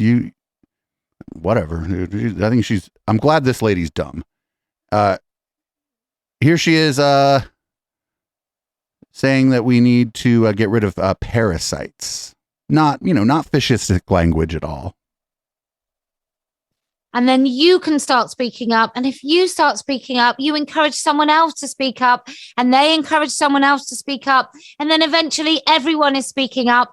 And the nasty, pernicious minority of people who are managing to control our politicians, our judiciary, our education system, our NHS, those people will be silenced. And those that went along with them, we will not forget who you are. Our enemy is vast, and its long, slimy, slithery tentacles have reached right into central government through our media. It's such a small minority of people. It's not like they've captured every single institution and education system and our judiciary and our social media platforms, everywhere we want to talk, everywhere we might want to visit, everywhere we might want to have private space or a little bit of woman something. It's not that that's happened. And our fight is to get rid of these parasites throughout women's organizations. Parasites, like that kind of language is, she's like, you know why she doesn't mind when like fucking like Christian fascists show up at her event? It's because she agrees with them. Absolutely everywhere. They are difficult to avoid. They are enmeshed in nearly everything. They are writing our policies. We are under the most immense global attack, and it's happening to us in textbook fashion all over the world. You have to bury your differences and divisions. You have to. No, that's the same clip. If you're the sort of person that freely, Yeah, this is a supercut. That's the same clip. She's like, if you just call people a white supremacist or right wing or whatever, then you're not part of my movement. It's like, well, yeah, because those are the people on your side. They're on your side. They show up at your events not to protest you, but to join you. Here's James Lindsay saying that basically the powers that be are engaging in intentional provocation of conservative Christians to get them to attack drag queens in order to create what he's going to call a drag Floyd moment. They're going after Christians. Expect, I'm telling you, expect a lot of insults to your faith over the next 2 months. This is an intentional provocation, everybody. Yo, James Lindsay used to be like a famous atheist guy. He was like one of them fucking McAtheist people that was trying to get popular with that, and that didn't work. So now here he is. He's sitting with, I think Lisa calls him LaFace, Charlie Kirk. Intentional provocation, because the powers that be, and I don't think it's necessarily the guy on the ground in a dress and a wig or whatever, the powers that be. Why is he on the ground? Love nothing better than a reactionary moment where somebody loses it, lays hands on, or a fist on, or worse, a drag queen in this country. And all of a sudden, you guys saw in 2020 what happens when they find the perfect sympathetic story with the enemy that they've ginned up. In that case, it was the police. In this case, it will be conservative Christians or conservatism across the board. You can guarantee that if they can find a sympathetic story with a martyr at the center of it, with the big scary boogeyman that they've worked up as the monster that caused it, that we're going to have another summer of, I think the word is love, but that's how they use the word love. Yeah, summer of drag. Right? Summer. Well, yeah, it's going to be summer of drag disaster. Oh, it's hot drag summer. Drag Floyd. He's saying, coming right up to the point of basically saying there's going to be a false flag event, I think. But like, I don't want violence against queer people. I'm a queer people. I don't want that. Like, why does he think that we want that? We don't want that. I think it's inevitable, but that doesn't mean I want it. Oh, and here's a case of a Republican thinking that, oh, some of this some of this legislation going around is bad. But the reason is because he has a transgender son. So a lot of times it's like when Dick Cheney was vehemently against gay marriage until his daughter came out. And then he was like, well, I think we should leave it up to the states. And if the states want to have gay marriage, they should be able to have gay marriage. It's another case like this. This guy's name is Rick Colby. And he, I believe, is in the Ohio legislature. I love my son dearly, just as I know many of you with children do yours. I'm a Republican, a Christian, and as anti-woke as you can get, no offense to the Democrats on the committee. My son is also a Christian. I have watched my son transform over the past 11 years into the son and man any father would be proud to have. I watched the debate about transgender people and attempts to ban gender-affirming care, and to be candid, I'm appalled. I see it breaking into this left-right thing, and it's really not. There are Republicans, there are Christians who have transgender children. The people wanting to ban gender-affirming care have no idea what it is like to be transgender or to have a transgender child. This is not something that's done on a whim. It's a deep-rooted dysphoria that, yes, even has spiritual elements to it. My son has a masculine soul, and he said he's felt this way since he was 5. He tried so hard to overcompensate and try to fit into being a feminine young woman by participating in beauty pageants. For years, he tried to be a young woman, and it didn't ease the ache and sadness in his soul. And it was only until he was able to transition to be a young man did the light in his eyes return. You've got to go easy on this. This is a terrible bill. This is not the simple issue being portrayed by the anti-trans people. So, I mean, good. You know, I think that like when gay rights happened, it was in no small part because more and more people learned that they knew gay people, that their neighbor was gay, that the relative of theirs was gay, someone they cared about was gay. And I know that's like a shitty reason to like change your mind. Well, it's not a shitty reason. It's just like you could have changed your mind on some of this. You can change your mind on this stuff way before meeting and liking someone who's affected by bigotry. But better this happens than not. And good on him for speaking up against his party. Up next, we got Mother of the Year over here. Definitely going to win Mother of the Year award. About a week ago, I was in my daughter's room and I found something. She had hidden all of her nice, decent dresses and anything remotely girly in there. It was sticking out though. There was one dress sticking out and I saw it and I thought, what am I going to do? Because like 2 weeks ago, I was trying to find her something nice to wear for Easter Best. She had an Easter Best day at school. All the girls were going to be wearing dresses. She hates dresses. No, not all the girls were wearing dresses. There are certain times when you need to dress like a girl and you need to dress decent, not like a homeless child. Whoa, dude, that's your own daughter? So you know what I'm going to do? I'm going to take all of her clothes out of the closet. I'm going to put them in my suitcase and in my closet. And all the clothes that she hid and played dumb about when I asked her, where are your dresses? That's all she's going to have to wear for the next couple of weeks. We'll see how long it lasts. Some of you might be like, okay, Bree, that's a little harsh. But you know what? Don't be dishonest. Don't try and hide things from me. Don't lie to me. There are consequences. Oh, that kid doesn't have a chance unless dad is like mega cool. And honestly, I can't wait to see her reaction. She is going to lose it. I am 100% sure she's going to lose it. But sorry, I talked to her dad about it. He's on board too. Oh, nope, dad ain't great either. It's going to be interesting. Stay tuned. No, we're not going to stay tuned. Like, if your daughter's hiding her dresses, just sit and talk to her and be like, you can't lie to me. Be like, I know you have dresses. Don't lie to me and say that you don't have them. But then, like, why the fuck does she care whether or not her daughter wants to wear a dress? Plenty of women don't like wearing dresses. Here's a really dumb clip. Pride cometh before the fall or whatever. Well, here's a clip of Todd Coconato, which is a really cool name, actually. It's a hell of a name, Todd Coconato. Wish my last name was Coconato. But here's him with a weird statement here on how pride cometh before the fall. I got to just show you this. I think it's prophetic. My little daughter wanted to bring this in. She went back out about the rainbow, and we're going to take back the rainbow. It's actually never left our possession, right? No, the point of it is that it's for everybody, you dumb motherfucker. The other day it was interesting. I was asking Pastor Ken, I said, there's no sandbags up here, right? Just want to make sure.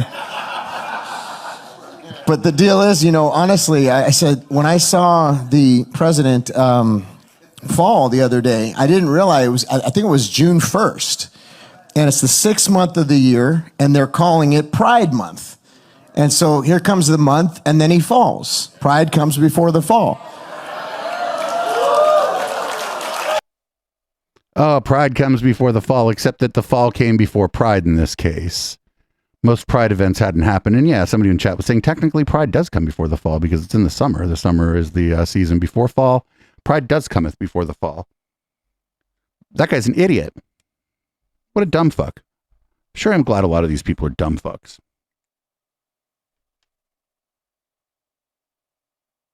Here's a fake historian, David Barton, just pushing real hard on Christian fascism. Just real hard.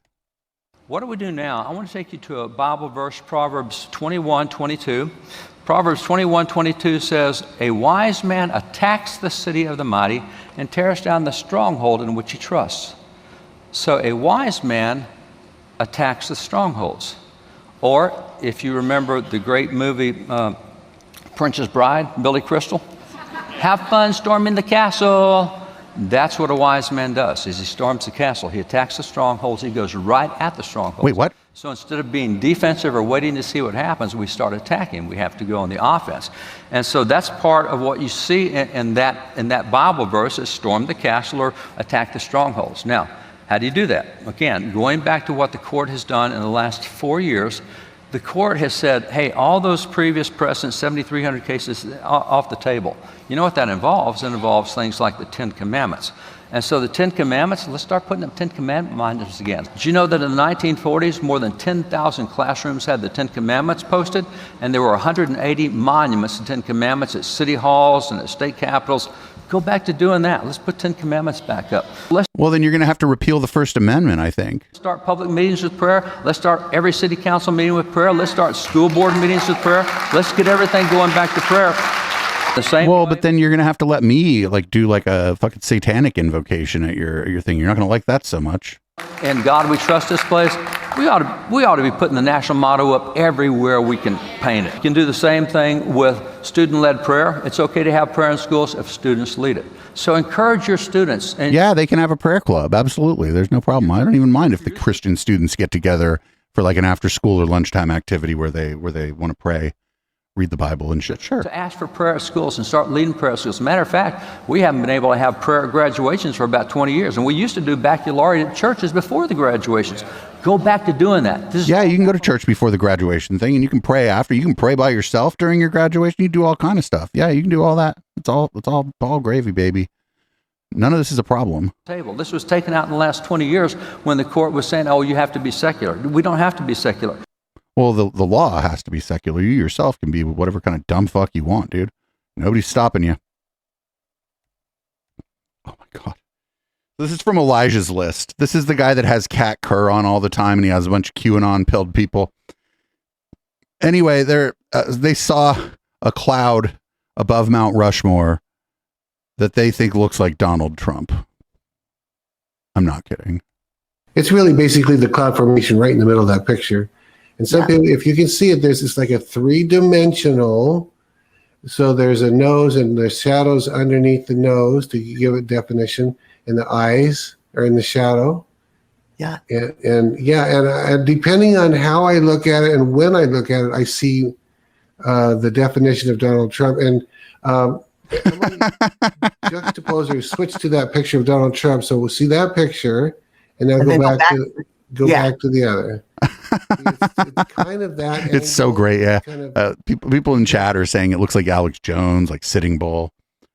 Remember when you were a kid and you'd look up at the clouds and you'd be like, I see a dinosaur. That's what they're doing here. See, looking off. Well, and if you put Donald Trump back up again. Yeah. Yeah. And now go back. Yeah, he's looking that direction towards the left. He's looking towards the left of the picture. Yeah. Yeah. That was amazing. Oh, I'm so glad I found that. The Elijah's List show is crazy. We should probably watch an entire Elijah's List show some night because it's incredibly pilled. Just so fucking pilled. That was like one of the least bonkers things on the Elijah's List channel that we've ever seen, actually. Here's another one from Elijah's List. This one is it's about prophesying and getting it wrong. I've heard people say, you guys, you Johnny and Steve and some of you prophetic voices, you just thought something was going to happen, and now that it didn't happen, you're saying, well, it's really true, but it just happens behind the scenes so you can't see it. They go real smooth, right? So I don't know if anything else can be said except we get it. We know who's accusing.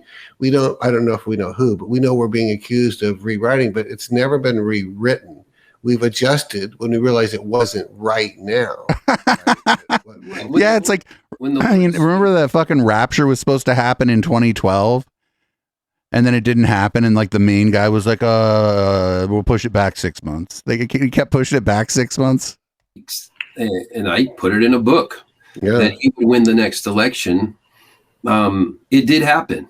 It's just, and the proof has been rolled out probably in at least 4 formats publicly in some way or another.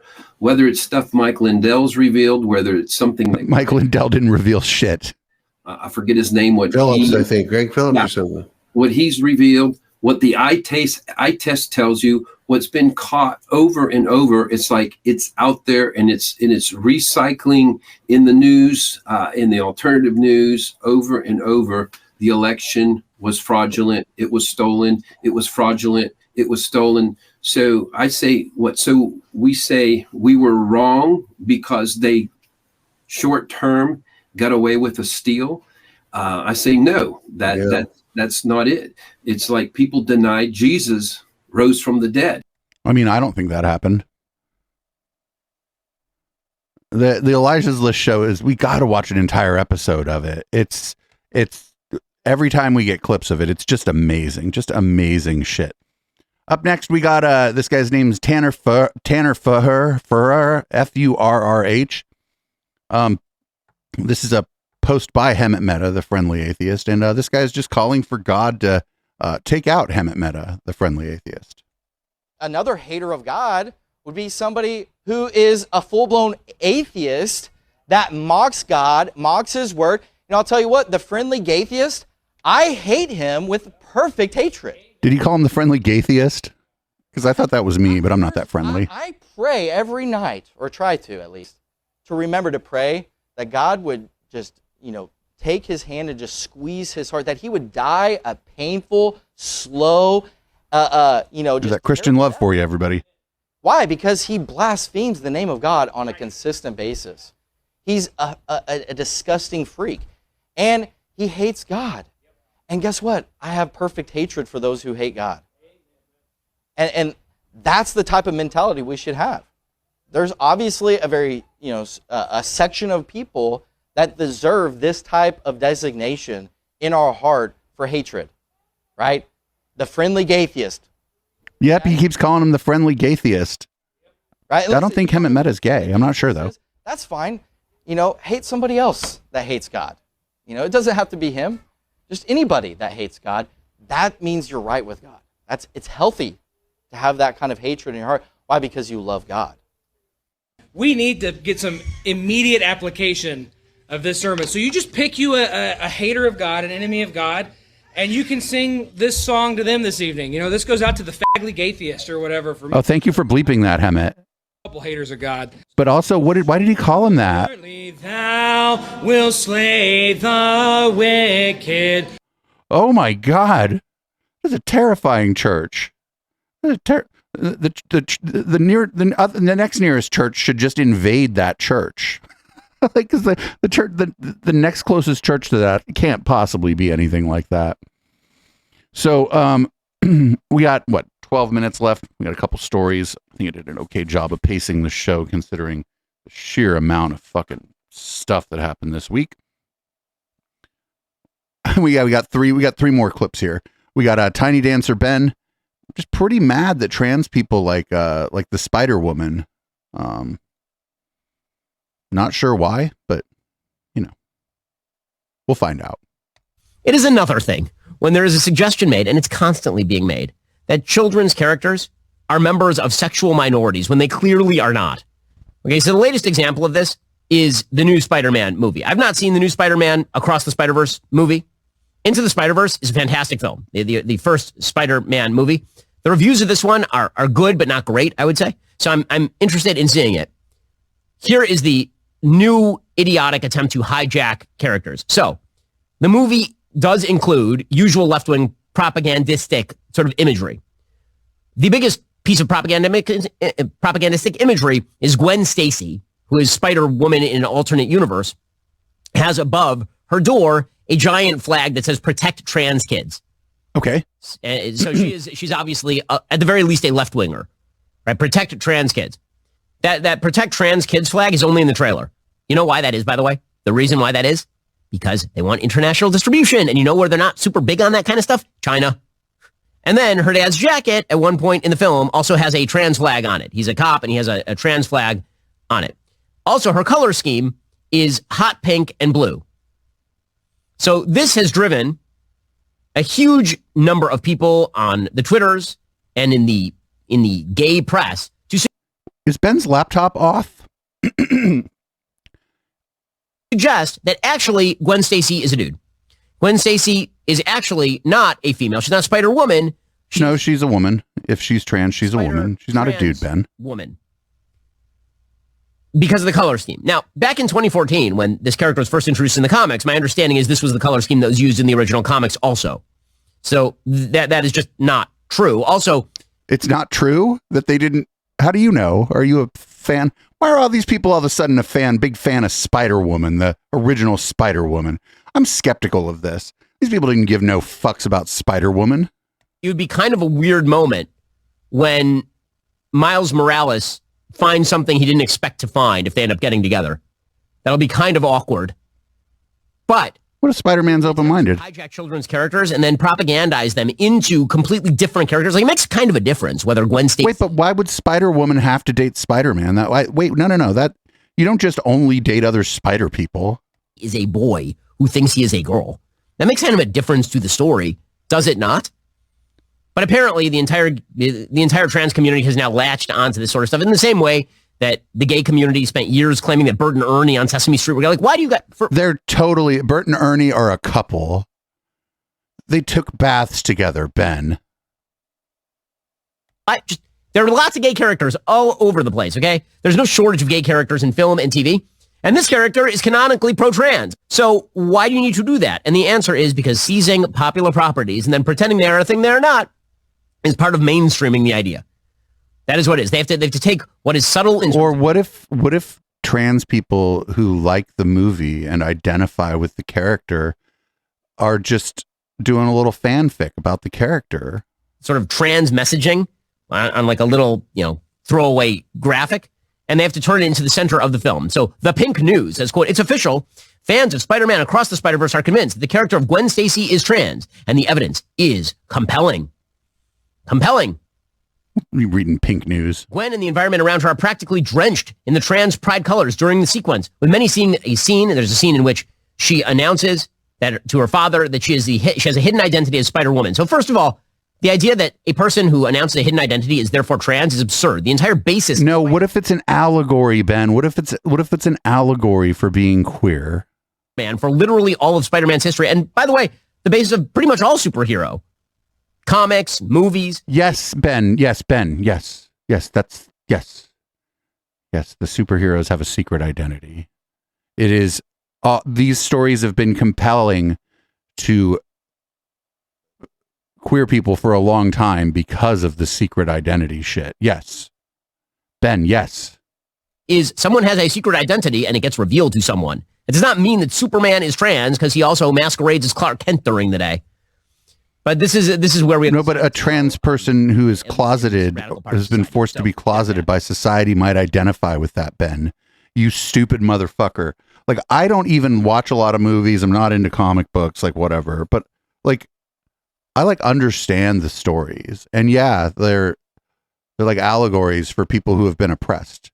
Fucking Stan Lee is on the record saying that about the X-Men. He didn't even. There's no hiding the ball there.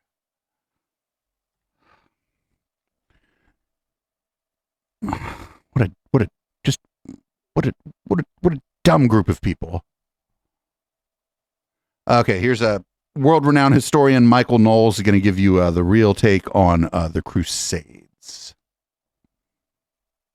One of the things that's interesting to consider as we're living in this moment and we are seeing that in the present, the truth is being edited, right? We are being told right now that men can be women and that women can be men, and we are having voices that are censored if they say the opposite.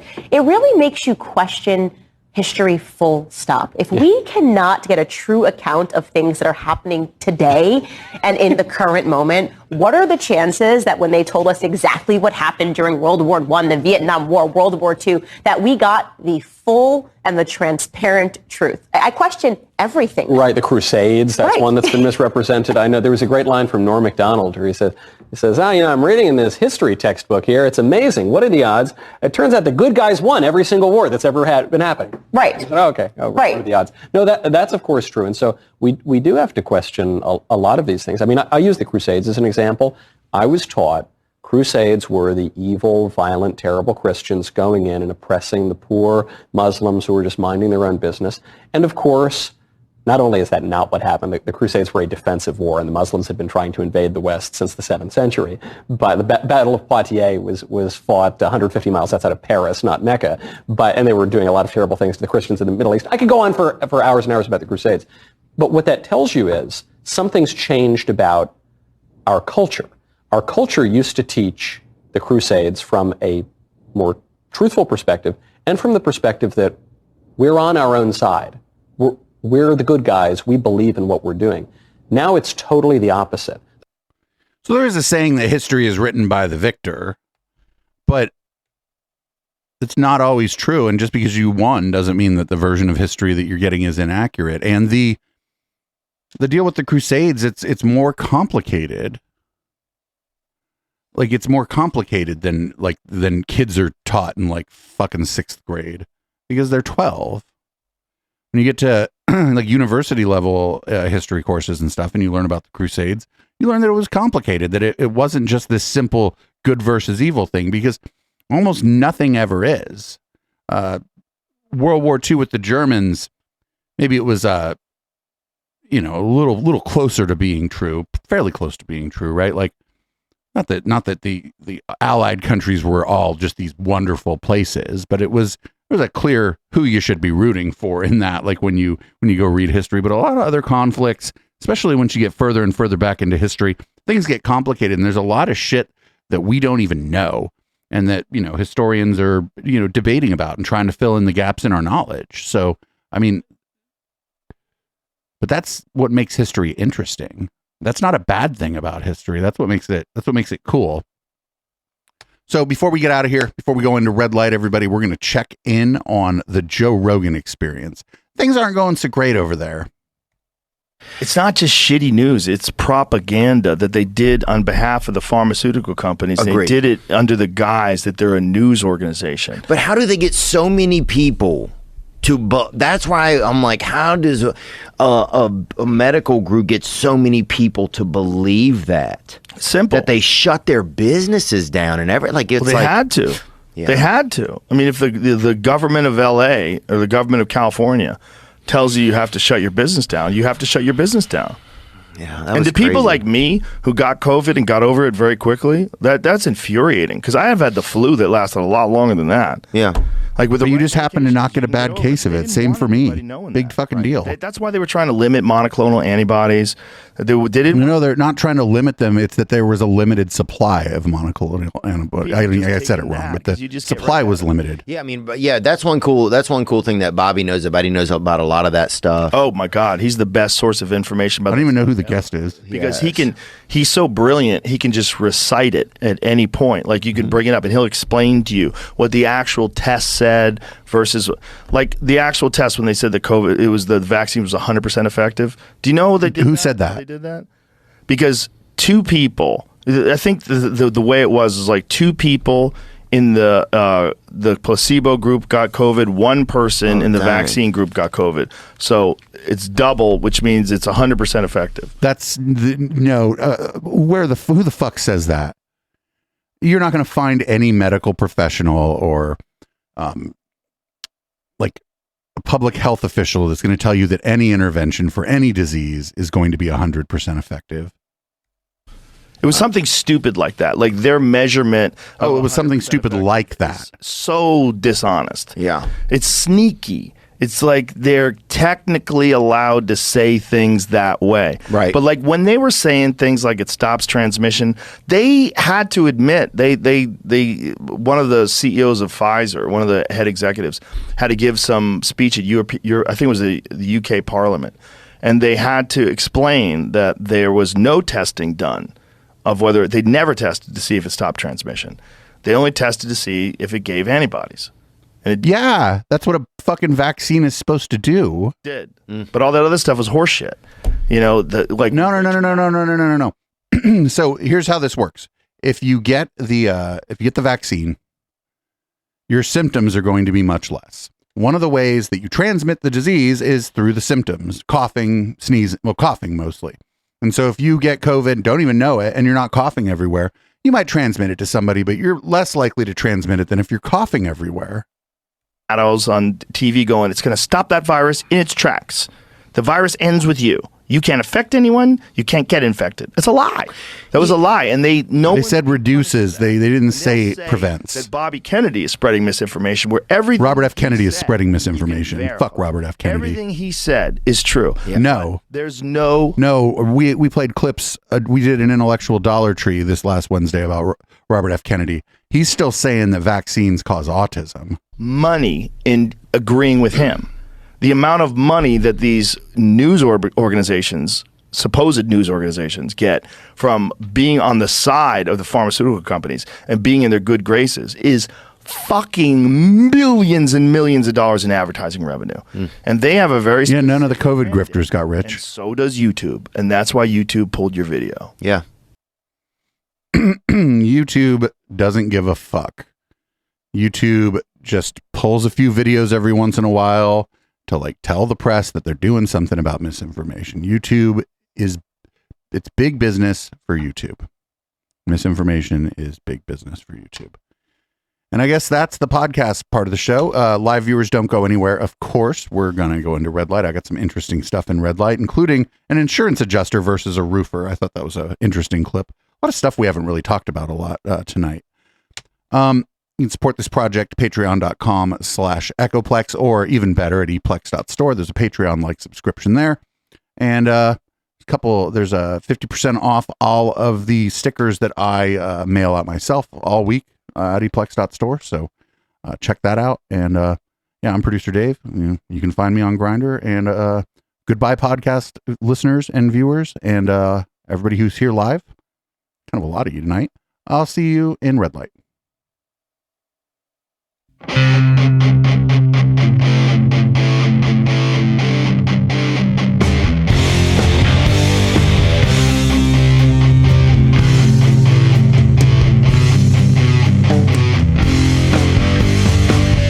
See true beauty in you, it truly terrifies me to know I might be one of them. There's lots of cases you hear, it isn't natural.